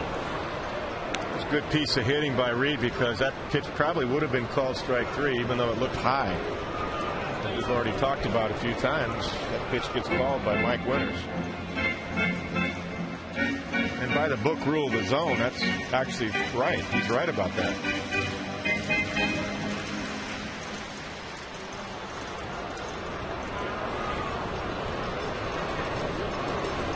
The 1-2. Fouls this one away. That's one thing that Brinyak has done this year so well is take pitches down in the count, foul them away, extend the at-bat, get another pitch, extend the count. Well, and he's leveled his swing out, too, because those high pitches last year are pitches that he would have swung underneath. He stayed on top of those and foul them on. And he is out on strikes. This one on the corner. Rays come up with 2. We're through 5, 2-0 Tampa Bay.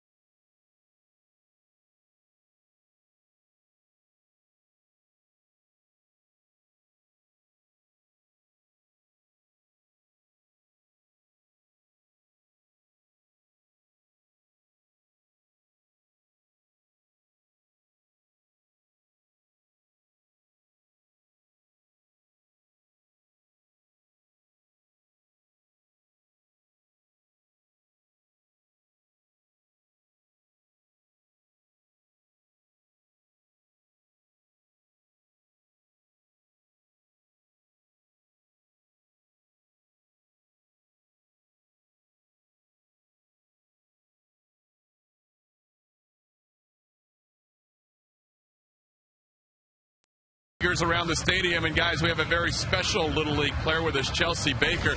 She's pitching in the majors this year. Chelsea, first of all, tell me, in the whole Plant City Little League, how many girls play? None. You're the only one. Yes, sir. And what position are you? I play first, and if not there, I play anywhere else. First and anywhere else. She's being humble, guys, because when she pitches, tell us what you've done this year, as we have a bunt attempt on the first play, and David Price makes a nice play on the mound to get the out. You tell us what you've done this year as a pitcher.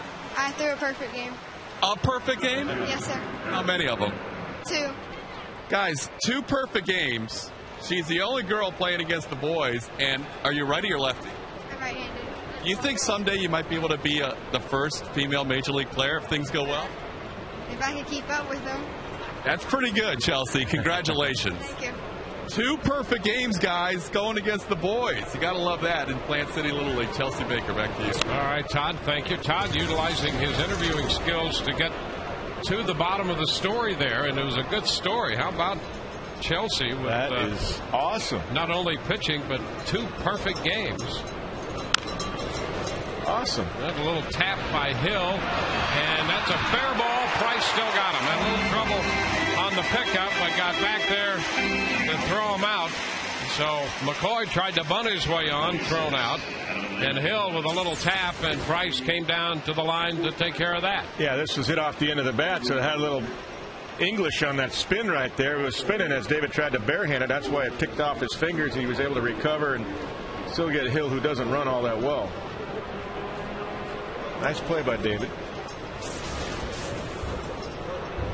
That's Adam Lind. Little cue ball trick shot. Yeah, really straight.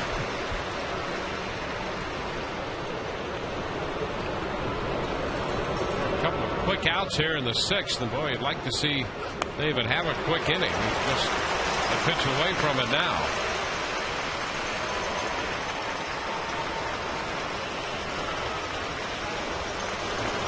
Just under 80 pitches.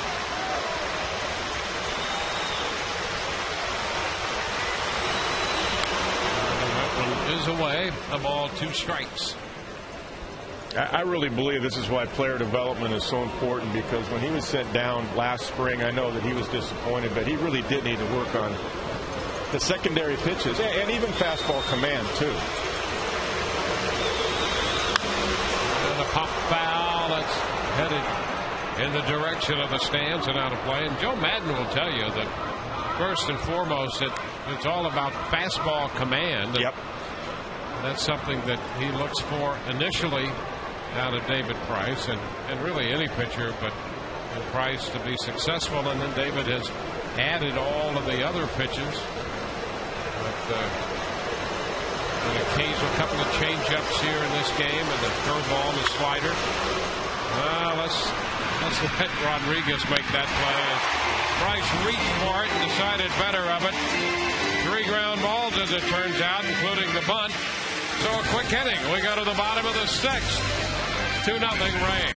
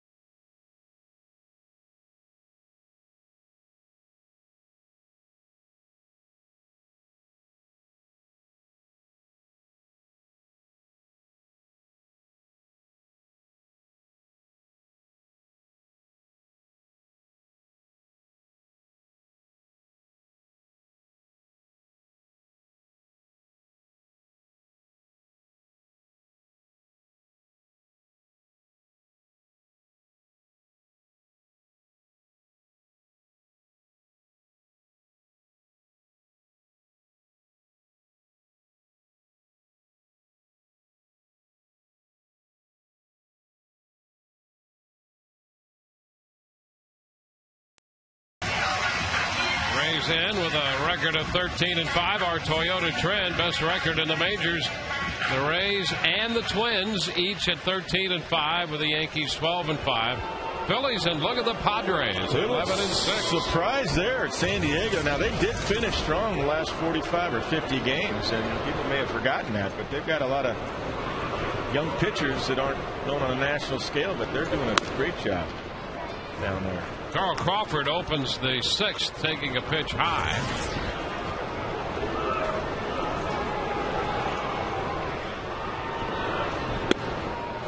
That's on the inside corner. Crawford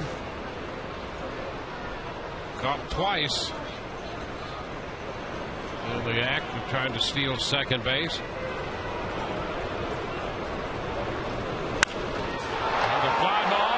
Lifted back into left, and will send McCoy not quite to the track, and he makes the grab. Here's a reminder, you can experience a Rays game from the all-inclusive Whitney Bank Club. Had a chance to drop by there for a little while last night, and they do offer extraordinary seating and luxurious lounge and dining areas. The Whitney Bank Club features upscale full menu buffets and inclusive drink options. Call 888-FAN-RAYS or go to RaysBaseball.com to purchase. Zobrist fouls one out of play. One strike. By the way, if you missed the concert last night, John Fogerty, he was very good as well. It still has to be the greatest entertainment value around baseball and a concert. Zobrist sends McCoy back. So I hope you're making plans on this road trip or on this homestand before the next road trip. Now, ZZ Top coming in. I know. Now, when did he play center field, the baseball song? Right away. Did it? Right out of the chute? Baseball bat, guitar. He did? Oh, I love that. That's awesome. Yep. That's great.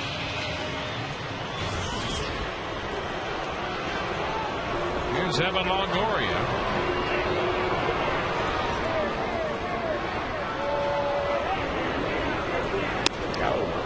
Close to Evan right there. One ball, no strikes. He's already standing up. You don't have to stand him up. He's not leaning over the plate. Evan stands up there pretty tall at the plate. Yeah, he's going to put a limbo move on him there. Fastball misses for ball 2, 2-0. Morrow now up around 100 pitches for the afternoon.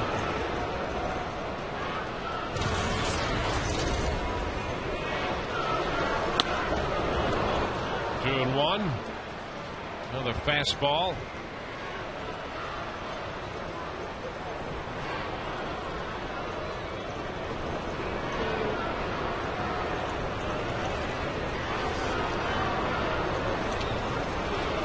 That will take the count to 3-1. Little slider right there. You may see another one. Evan had a pretty good hack at that 2-0 fastball. He didn't miss it by much. So he comes back with a slider. Short hops Jose Molina.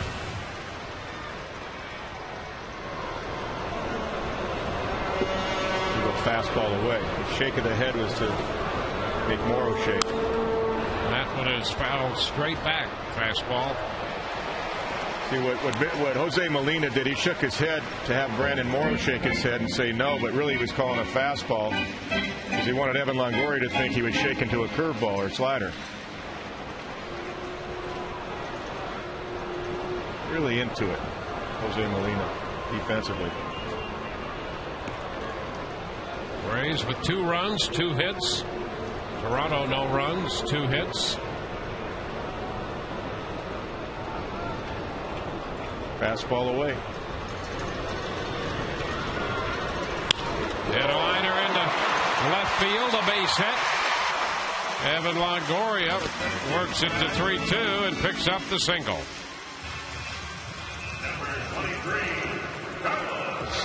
We'll get Carlos Pena to the plate in the bottom of the inning. But Evan is quick on the ball inside. He wanted to go away. That's what Molina called. Molina actually wanted a breaking ball first, but Morrow shook to the See, he shook to the fastball. So Morrow called this pitch. Jose's sitting up away. Watch how far this ball misses. Runs right over the inside corner, and Evan is all over that. He jumps on that pitch. Sharp swing, quick right there. Good finish.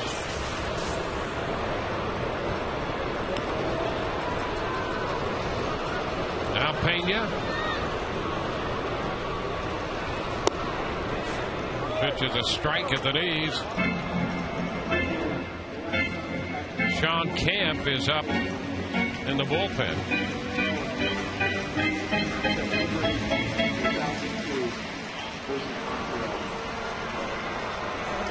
Got good velocity still, 93, but he knows this is probably his last inning.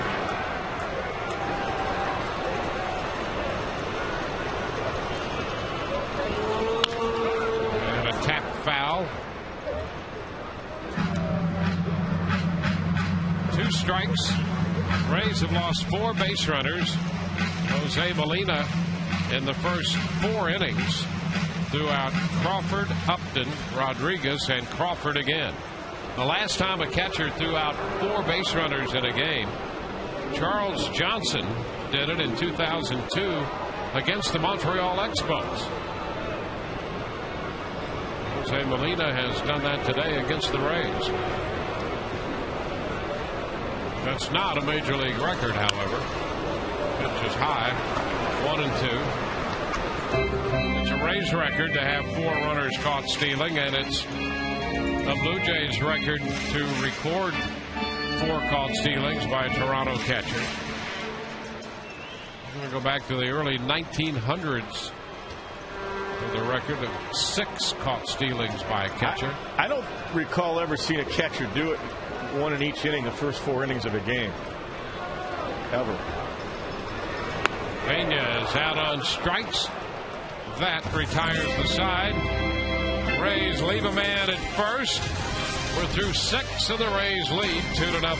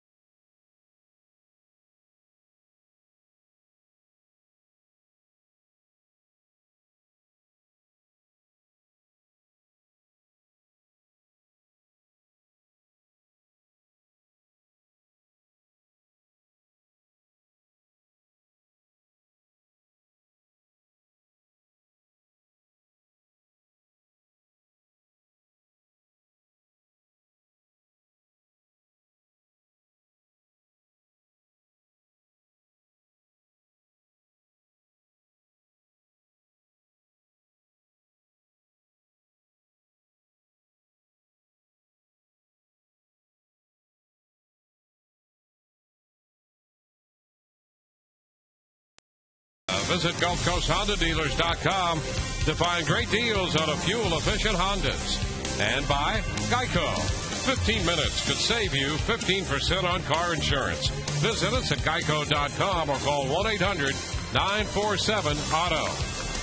7th inning underway. Vernon Wells leading it off here against David Price. 1-0 the count. The ground ball to short. Brignac with the pickup and the throw to Pena. Out number 1.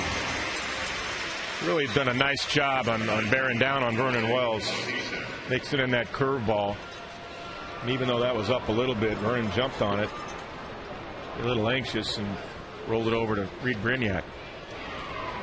It's 12 in a row retired by Price, who's given up A 2-out double in the second to Alex Gonzalez and a 1-out double to John McDonald in the third. He followed that with a walk to McCoy.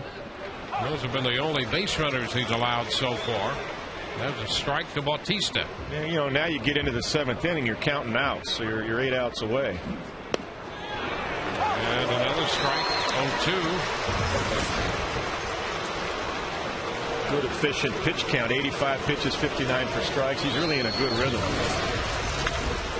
And a little soft liner into right, charged by Zobrist. He keeps the ball in front of him, however.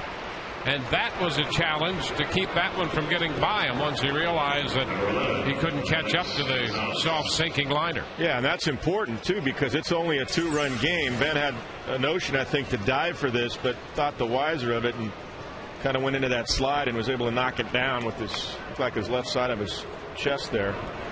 That's a nice job. If he dives and it gets by him, Batista's at least at second, maybe third. That's a wise move. Bautista is on base for the first time, and the pitch to Gonzalez didn't miss by much. 1 ball, no strikes.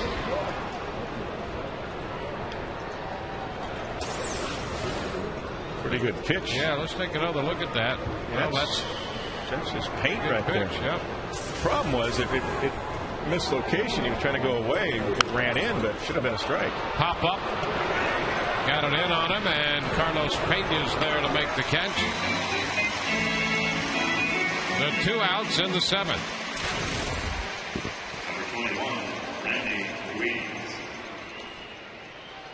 Randy Ruiz becomes the hitter, the first baseman.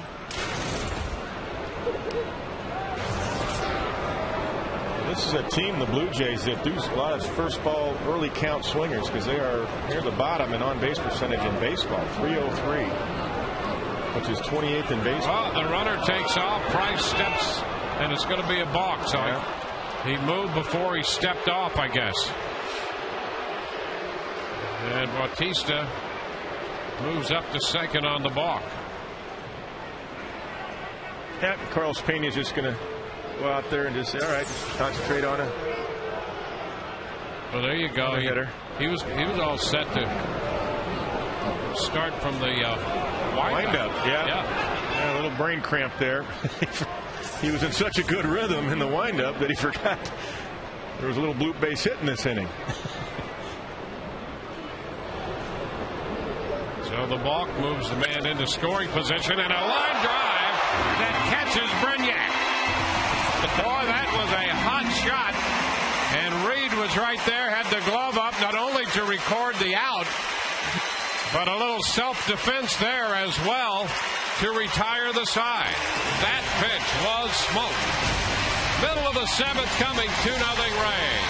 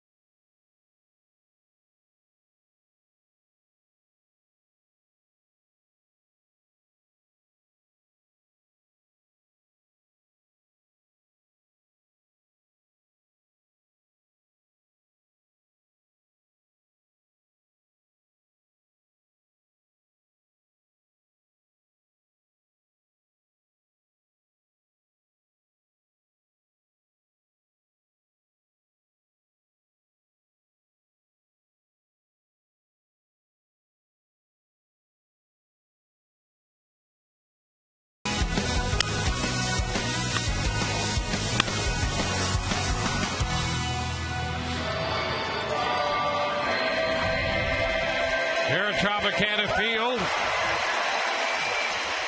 with Kevin Kennedy, Todd Callis, Brian Anderson, Dwayne Stats with you. The Rays lead 2-0. They scored those two on a base hit by John Jaso in the 5th inning. Let's take another look at Reed Brignac. You talk about some reaction time. Look at this. Well, you reacted well because you said the ball caught Brignac, and that's exactly right. Wow. What a great play, though. And that was a bullet right at him. And, hey, he played him where the ball was hit. They had him defense correctly. Staying loose there in the dugout. If that line drive doesn't loosen, you have nothing well. I'm telling you. And, you know, that came right after the balk moved. Oh, man. Bautista into scoring position. So that catch maintains a shutout for Price and a 2-run lead for the Rays. See, just 89 pitches through 7 innings for Price with only 1 walk and the 3 hits, 8 strikeouts. And as we go to the bottom half, the home half of the 7th, a new pitcher on the mound for the Blue Jays, Sean Kemp, the former Ray. Getting a couple points here for him. A couple runs.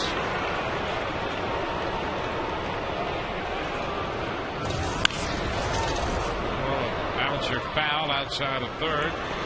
Sean Dunston leading off.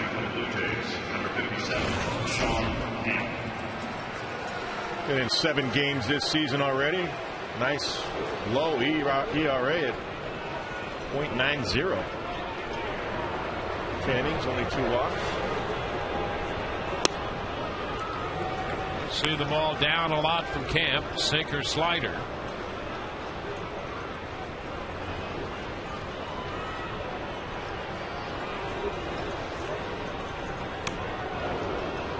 One ball, 2 strikes. A lot of movement there. You know, he had some movement. And out of that delivery, he seemed to hide the ball better than I remember in the past.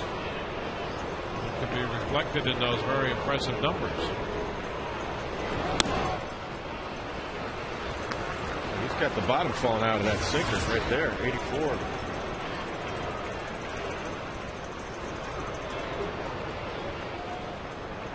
Two the count. And now it's full.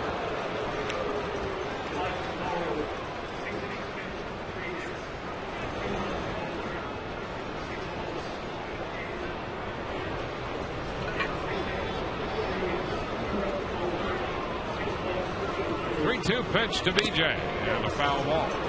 Do it again. 6 innings for Brandon Morrill. Gave up 2 runs, 3 hits. He struck out 8, walked 6.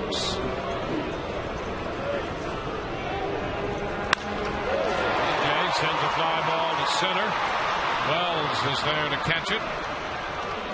That is out number 1 in the 7th. If you're traveling this season, you can take the Rays right along with you by subscribing to MLB.tv. You can see every Rays game live or on demand on your computer. Visit RaysBaseball.com to order and get more details.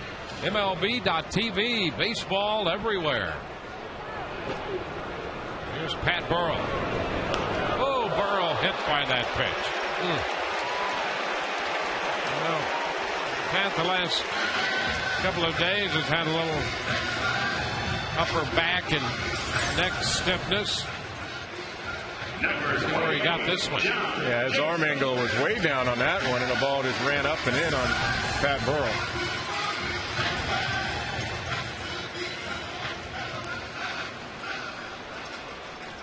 So Pat's on for the first time, and it brings up John Jaso.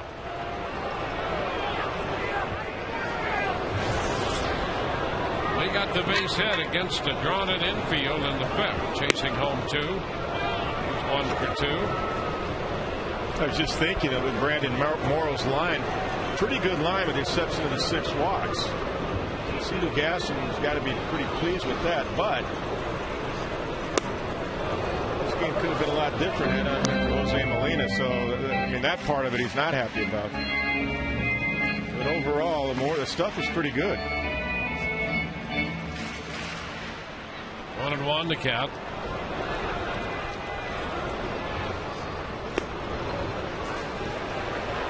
Laid off that pitch, dropping down 2-1. I guess if you're going to walk 6, it's okay to have Molina behind him. Yeah, that's the day that you want to do it, because you've got a chance to have him gun him out.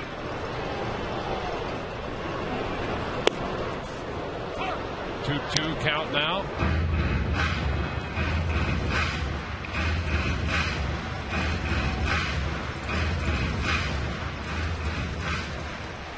I thought they called Albert Pujols the machine. Yeah, really. He's the machine, isn't he, behind the plate? Base hit into right. Down to second goes Burrell as Jaso collects another hit. He's 2 for 3. He drove that one past Ruiz, the first baseman. Well, Pat Burrell almost got hit for a second time. That's a backdoor little slider right there, or cutter. Nice fluid swing, quick swing. Let's take a look at what Pat Burrell has to do. He got hit on the left side already, almost got hit in the dome right there. Good reactions, Pat. He got down. As in case of a flying object duck. He said, that's it. I'm done. I'm not going for a third time. So he's going to be lifted, and Jason Bartlett will run as the Rays try to add to their 2-run lead. Yeah, now that he's in scoring position, that's why this move is made, because Bartlett, of course, can score on a single. Where Pat Burrell probably could not, unless it's a deep single where the outfielders have to range far to the right or left. And Rodriguez in the batter's box. He takes the fastball, strike. Of course, this is still a close game, so I like this move. And you're figuring it's the 7th inning, and you don't want to have to hit in the bottom of the 9th. That's what Joe Maddon's figuring. I don't care if I lose Pat right now, because we're planning on winning this thing in 8.5 innings. So I like that. Proactive. Plus, guess what? He could attempt to steal. I don't think you're going to do it right here, but more of a threat at least.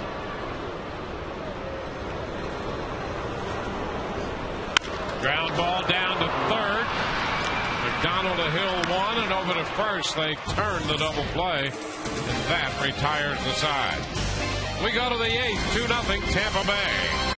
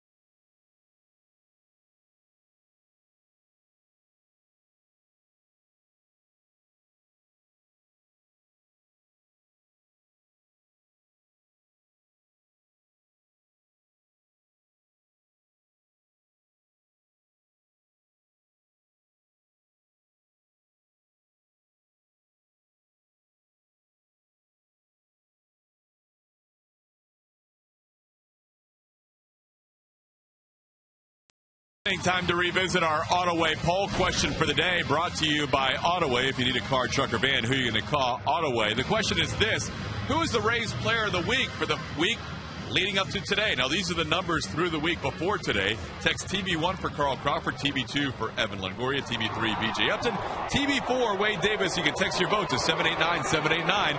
We'll give you the results in our Rays Live postgame show, Dwayne. All right, Todd, thank you very much. We'll look forward to that on Rays Live, the postgame. 8th inning underway. Jose Molina takes a big cut and fouls it away. Molina with a couple of ground balls to shortstop today, but has thrown out 4 Rays base runners trying to steal, including twice nailing Carl Crawford at second base. The major league record is 6 caught stealings in one game.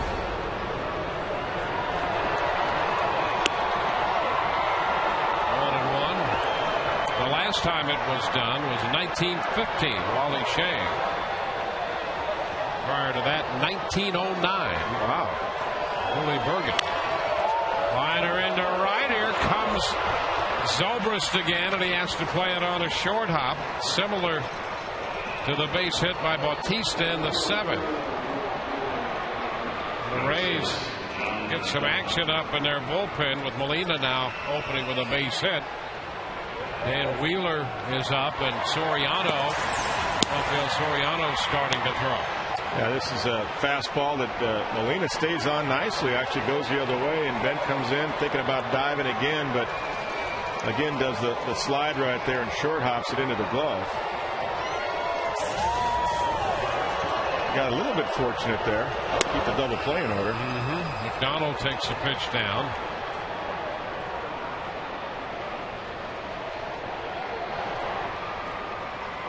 Price is a little over 90 pitches now. And he misses down. 2-0. David got out of the 7th inning, leaving Bautista at second when Ruiz hit that hot shot grabbed by Brindiak at shortstop. David taking a little time, little exhaling right there, trying to regroup. He knows he has to make a pitch right here. No walks. And he misses for ball 3. 3-0. That lineup turns over after this. Top of the order. Randy Choate, the left-hander, now's up. As this count has gone to 3-0. So it's Wheeler and Choate right now. There's a strike. 3-1. Got to do it again. Got to make McDonald put it in play. I know he got the double on the breaking ball in the 3rd inning, but you got to go right at him. That good fastball, make him put it in play. And a ground ball. Diving stop. Longoria down to second. 1, first base. 2. They got them both. 5, 4, 3. And it was started on a great play by Longoria at third base. Well, 2 things right there. David Price did come back and indeed knew he had to challenge him. He goes a 3-1 fastball. Crossover step. A dive. Great play. Here's 2. Great turn by Longoria to Rodriguez to Pena. There's your checkers. Double of the game. This is a great play by Evan. That's why he won a Gold Glove. And to have a feed from his knees right there. Chest high to Sean Rodriguez. Good quick turn. Great double play. And McCoy pops it up on the infield. Who's going to get it? Longoria halfway between the mound and the plate. And that takes care of Toronto in the 8th. And boy, what a double play started by the Rays Gold Glove third baseman. Another look. We're in the middle of the 8th and the Rays lead 2-0.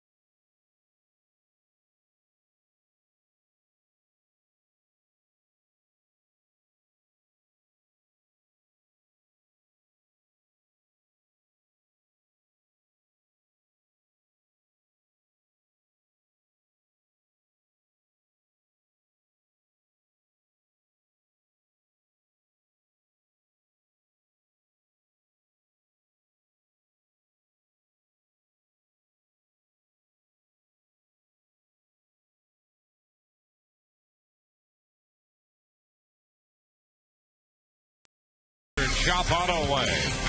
Checkers, Little Place, Big Taste. And tobacco-free Florida. Escape the addiction of tobacco. Be free. Visit FloridaQuitline.com. Well, the Rays lead 2-0. Those 2 runs came home in the 5th. Each team with 4 hits. Evan Longoria turning in a great play to start a double play in the top of the 8th. So David Price, with just under 100 pitches, has pitched 8 innings. A 4-hit shutout baseball. Jason Frazier, the new Toronto pitcher. Reed Brignac leads off and fouls this one, and he gets Molina. A foul ball that catches Molina.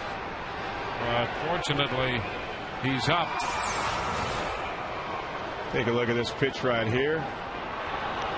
Oh, right into the glove and right off the left part of either the chest protector or it got some meat.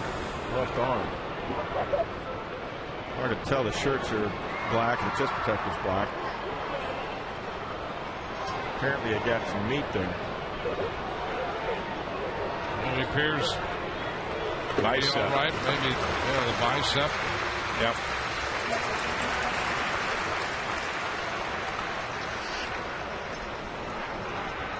So he's okay. George Poulos, the trainer, out there to take a look at him, along with Cito Gaston.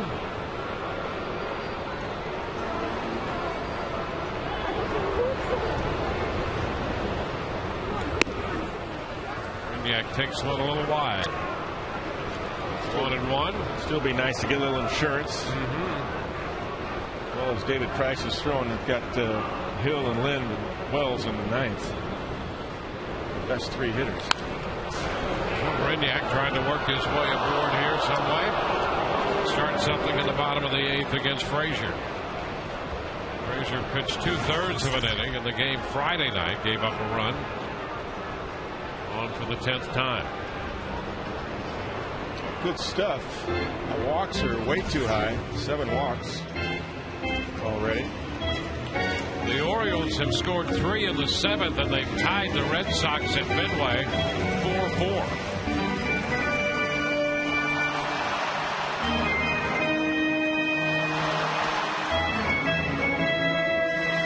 Red Sox 8-10, and the Orioles 2-16 going into that game today.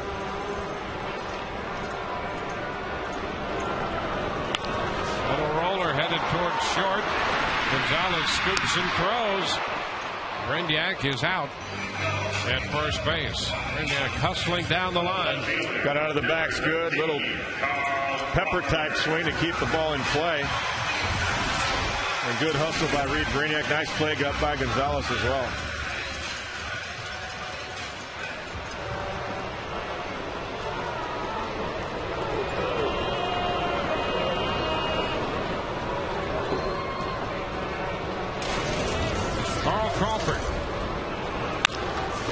One to short. This could be a tough play. A quick release and safe at first. Gonzalez knew he was going to have to hurry and skipped it in to first base. Crawford's aboard. And I think by releasing it sidearm instead of getting right on top, he got nothing on it. Threw a sinker over there. Ruiz couldn't pick it. I think he would have had enough time to get up on top. Would have had a better chance of throwing with some velocity to get Carl rather than throwing that like a second baseman turning 2. Well, you know now Crawford would love to see second base. Oh, you bet. I mean, for a couple of reasons. One of them for the team and one of them just for the personal satisfaction. And I just think wait till it's deeper in the count because Ben's going to get some pitches off the outside corner. He's not going to get anything in his wheelhouse. That's been the case with Zobrist throughout this early part of the year, and they pitch out, really. It's pretty far off the outside corner. Yeah. And why? Because the Rays' pattern today is to run first pitch or early in the count. So I think, get the count in your favor where they can't pitch out, and they have to throw Ben a breaking ball. The percentages will be better. Carl twice has been caught stealing today by Jose Molina. I think Molina right here will throw another, fastball away. They won't pitch out, but they'll throw a fastball in the outside corner.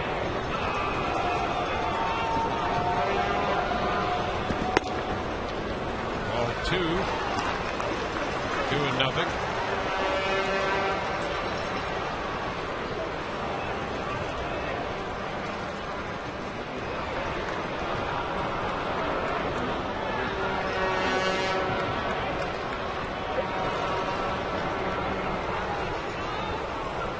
First, Carl's back in. Here's another little oddity in this game. The Rays have had runners on every base, or on every inning. Yeah, that's been amazing. on base in every inning here. So we play in the bottom of the 8th.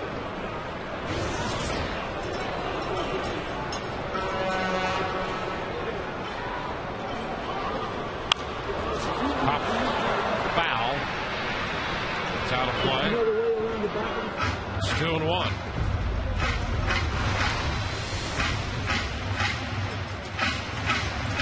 Rays trying to tack on a run or so here in the 8th, leading 2-0. Facing Jason Frazier, the third Toronto pitcher.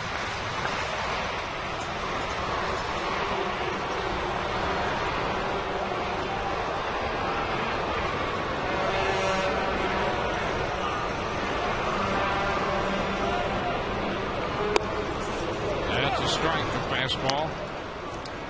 See, by Carl being over there, you got a lot of fastballs for Ben to swing at. Now the Frazier has to try to get Ben Zobrist out and not let the count go to 3-2, where automatically Crawford will run. He may run here 2-2 because your thought process now is you got to get the hitter out. Once you got 2 strikes. Crawford with the lead, 2-2 the count. He goes and stops, and the pitch, a breaking ball, was down. Yeah, that was a good count to run on for that reason. You can't throw him another fastball. Now he's got to put him away. But now, of course, Carl will be running. No doubt about it. It's a good job by Carl staying there in this particular at bat. Now you want to get Evan Longoria up there. No matter what Ben does, you want to get Evan up to the plate this inning.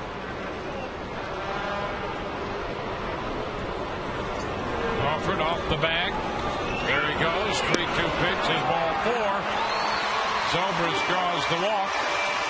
Crawford moves to second. And it will be Evan Longoria coming to the plate with 2 men on and 1 out. The Magic beginning their push to return to the NBA Finals. Tune in to Sun Sports tomorrow at 7:30. Game 4. Dwight Howard leading the charge. The Magic facing the Charlotte Bobcats. Magic playoffs live tomorrow at 7:30 on Sun Sports. Rays wrapping up this series against Toronto. Pick up the homestand Tuesday night against Oakland with Wade Davis making the start. Now the pitch, and that's a strike on the outside part of the plate. I think Joe Madden thought that was low, and maybe a little bit outside too.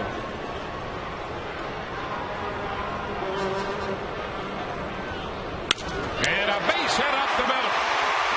Crawford will be waved around. Zobrist heads to third. Longoria comes through with an RBI single, and the Rays add a run here in the 8th inning to make it 3-0. And that's a big run, and that's why you want Evan up there in this inning. Take a look at the pitch. Got a fastball that ran down and away, and Evan just stayed right on it. Nice clean single to center. Good base running by Ben Zobrist, the trail runner, because he never thought about stopping at second, even though Vernon Wells closed pretty fast. Vernon does the right thing, keeps the double play in order, but Carl Crawford and his speed created that run because he beat the ball out. Number one, made Gonzalez rush, and he also got some pitches for Zobrist and made Frazier rush and walk him. Carlos Pena takes a strike. So now the Rays with a chance to get more. They have built a 3-run lead. Pena walked in the 5th inning and scored the initial run of the game.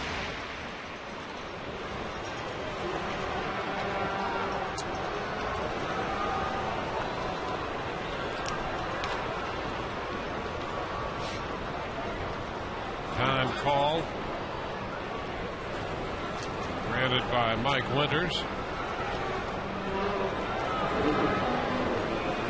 Martin Valdez throwing in the bullpen.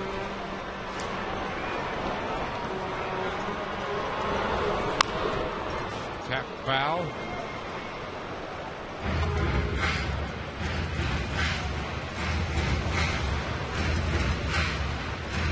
Carlos lifetime against Frazier. 1 for 8. That hit a home run. Down in the count, 2 strikes.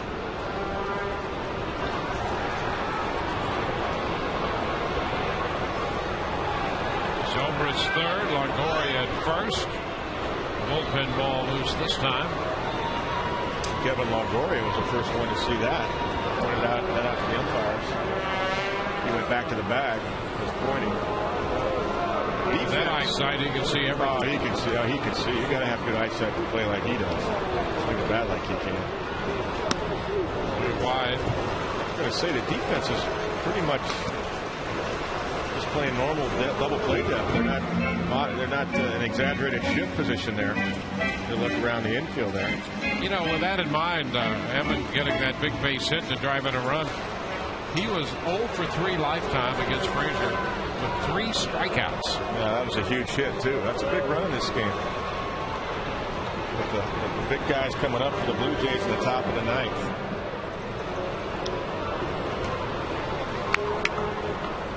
Nice adjustment by Evan. It's a tough pitch too. That was not a bad pitch. That was a tough fastball down.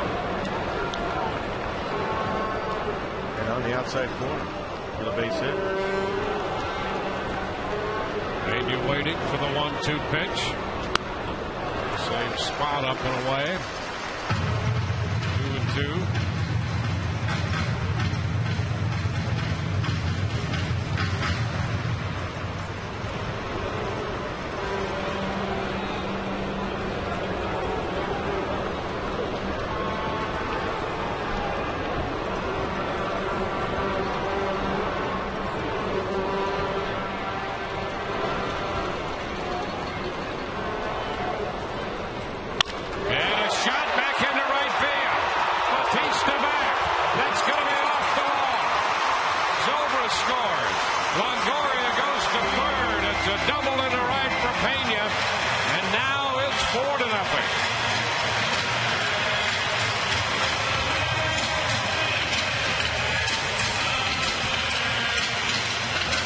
Pena, pretty good battle. He just got a cookie right down the middle, and he squared it up nicely. Nice level swing right there. Gets through the ball. Thought it might have a chance to get out, but he hit a bullet line drive. Didn't uppercut it. That's why he was able to make contact, and he gets the job done with a nice double. 3rd this season. Well, Frazier missed up and away with a couple attempts to throw a changeup. He got Pena with a changeup the other night. First game of the series, then came in with that pitch. He sure did. And Carlos hit it off the wall and right. Only 2 fastballs in this particular sequence, and he gets that one. Didn't miss it. B.J. Upton swings and misses for a strike. Infield end now with men at 2nd and 3rd. 4-run ball game.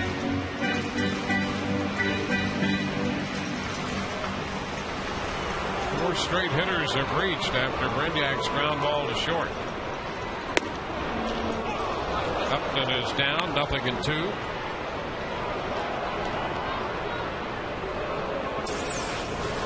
Take a look at Frazier on this pitch right there. That's off the inside corner. That's 6 inches inside. BJ was right on that one.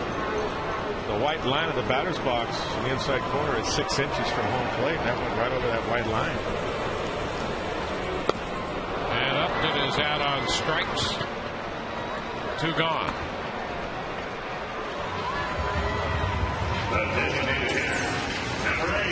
Frazier comes back with a fastball away. That was a strike, and BJ swings underneath it.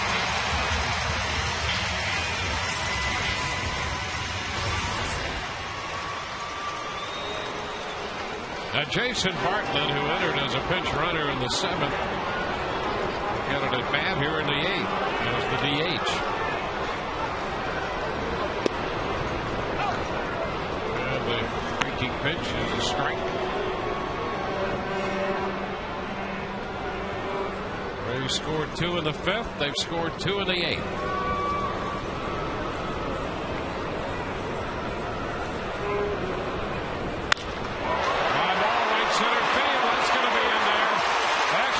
For Bartlett, scoring Longoria and Pena.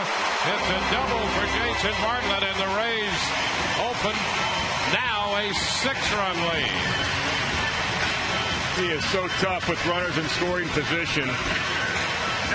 A move for Joe Madden that works out, brings him up as a pinch runner, and then he gets a chance to come up here in the bottom of the 8th and running fastball away from Jason. He just stays with it and shoots it into right center field with a nice compact swing.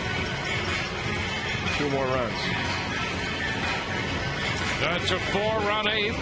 Cito gassed it out of the dugout for the Blue Jays with an eye toward the bullpen. This call brought to you.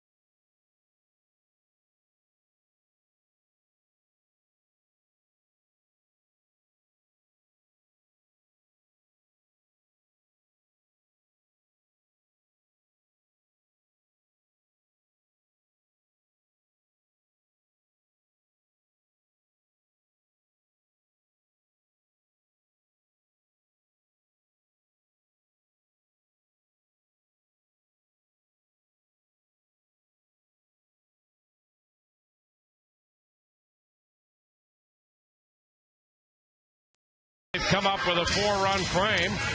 Jason Bartlett driving in a couple of runs. Longoria and Pena also with runs batted in. They've chased Frazier. Valdez. Merkin Valdez is the new pitcher. Only been in 1 game, 1 inning.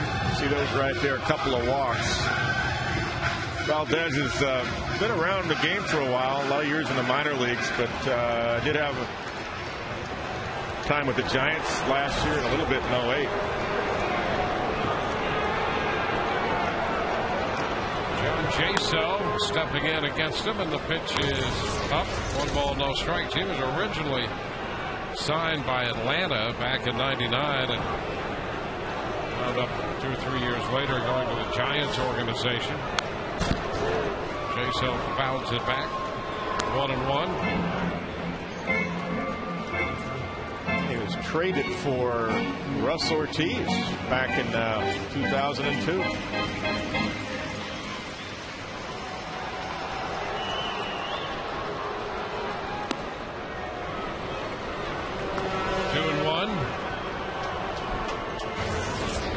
Nice day for John Jaso. A couple of singles, a couple of RBIs. And a nice job behind the plate again. Really nice. Really nice job game calling. 3-1. Fastball that missed from Valdez.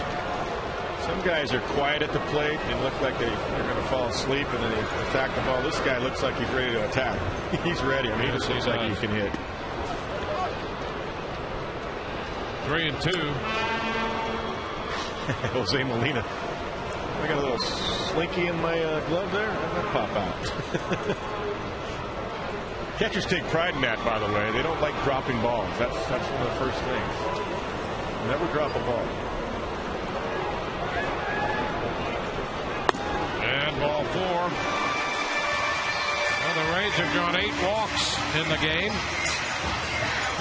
Sets up a first and second 2-out situation, and Sean Rodriguez will be the 9th Ray to come to the plate in the 8th inning. Now here's two opposites. Jaso looks like he's just ready to crush the way he stands up there and wiggles his hands. And here's Sean Rodriguez. He just kind of lulls you to sleep very quietly and then explodes with his hands. Two different approaches. You know, the Rays coming into this game and scored 107 runs.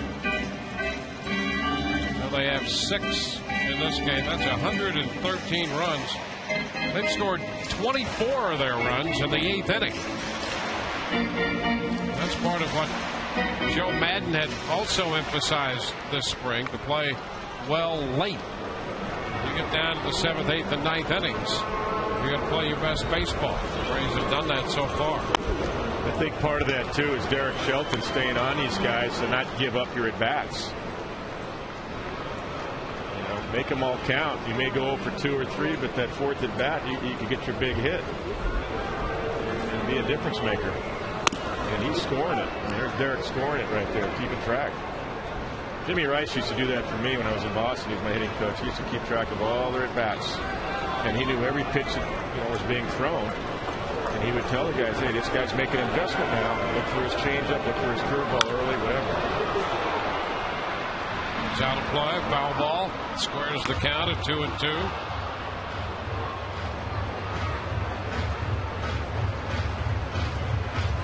Rays got 2 runs off Morrill, and they have 4 off Frazier.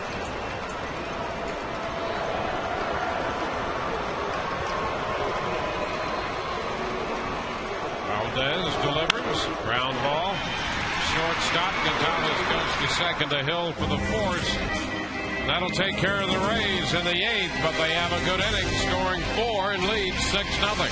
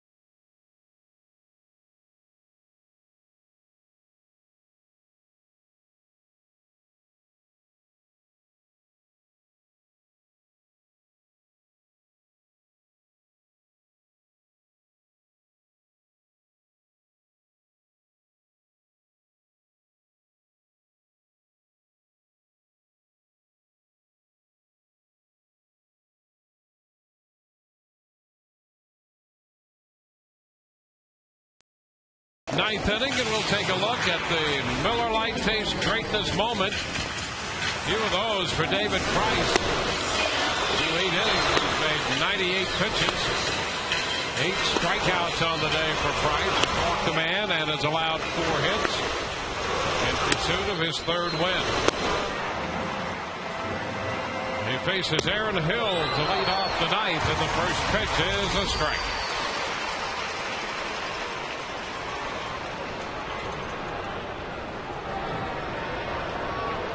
Hill hit a fly ball to center, struck out, went out pitcher first. Pulls this one just over the bullpen down the left field side. 0-2. And even with a 6-run lead, he's still throwing his breaking ball. That was a curveball right there. 0-2 count. Now he can try to punch him out with a power fastball. He can go slider. He can anything he wants to do here when he's 0-2. 1 ball, 2 strikes.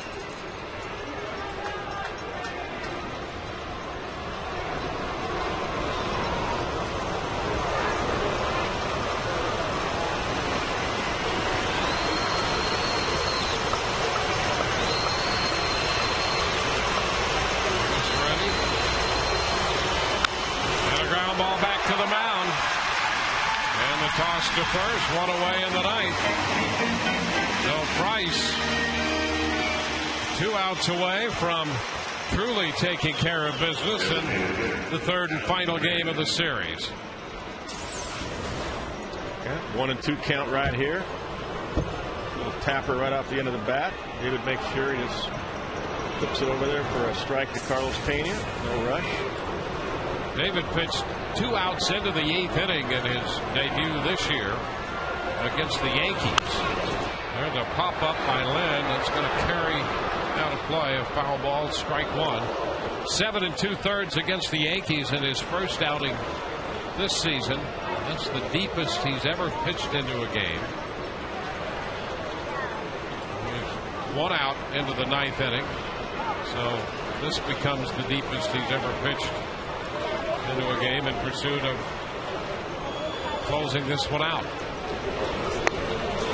That's a strike to Lynn, and his pitch count has been good. He's just now at 104. He made 111 pitches against the Yankees in that opening outing. Last little piece of it, foul ball. And I like that he's still keeping the ball down, which tells you he's not tired. I mean, he's getting over the front leg nicely. Those last 2 fastballs are very tough pitches to hit, down and on the outside corner.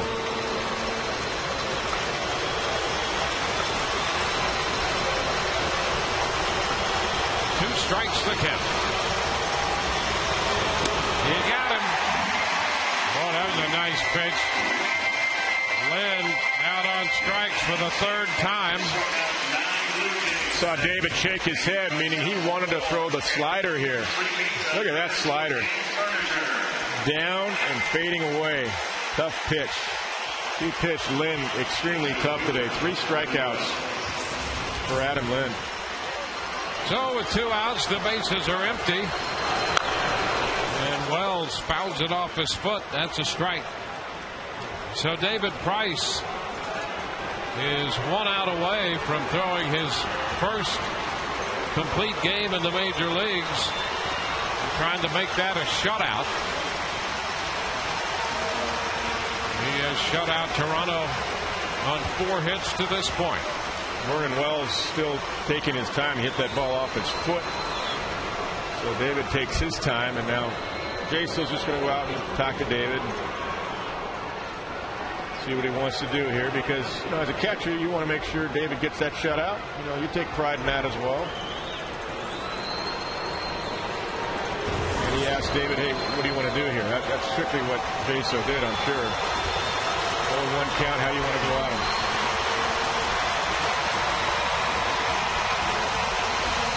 Well, 1 strike to count. And a ground ball to second base. Rodriguez says, got it. And the Rays win it. It's a 6-0 ball game. And David Price throws his first big league complete game. It is a shutout. 6-0 the final. Price limits the Blue Jays to just 4 hits. He struck out 9 walked only one, and throws the complete game shutout. The Rays win the series, taking 2 out of 3 to improve their record to 14-5. And a great job by David Price. Here's the final out again. Yeah, a couple of breaking balls. Curveball, and this one a slider. The 2 pitches to Wells in this inning. He jams him with a slider, and that is it. Nice play. Nice pitch. Execution. And you got to be well deserved, David. Well done. So David Price taking care of business and acting as if he had been there before. He but sure this has. is the first time he's been here. That is to throw a complete game shutout. And he was very, very good today. We had him at 108 pitches en route to this victory. 6-0, the final.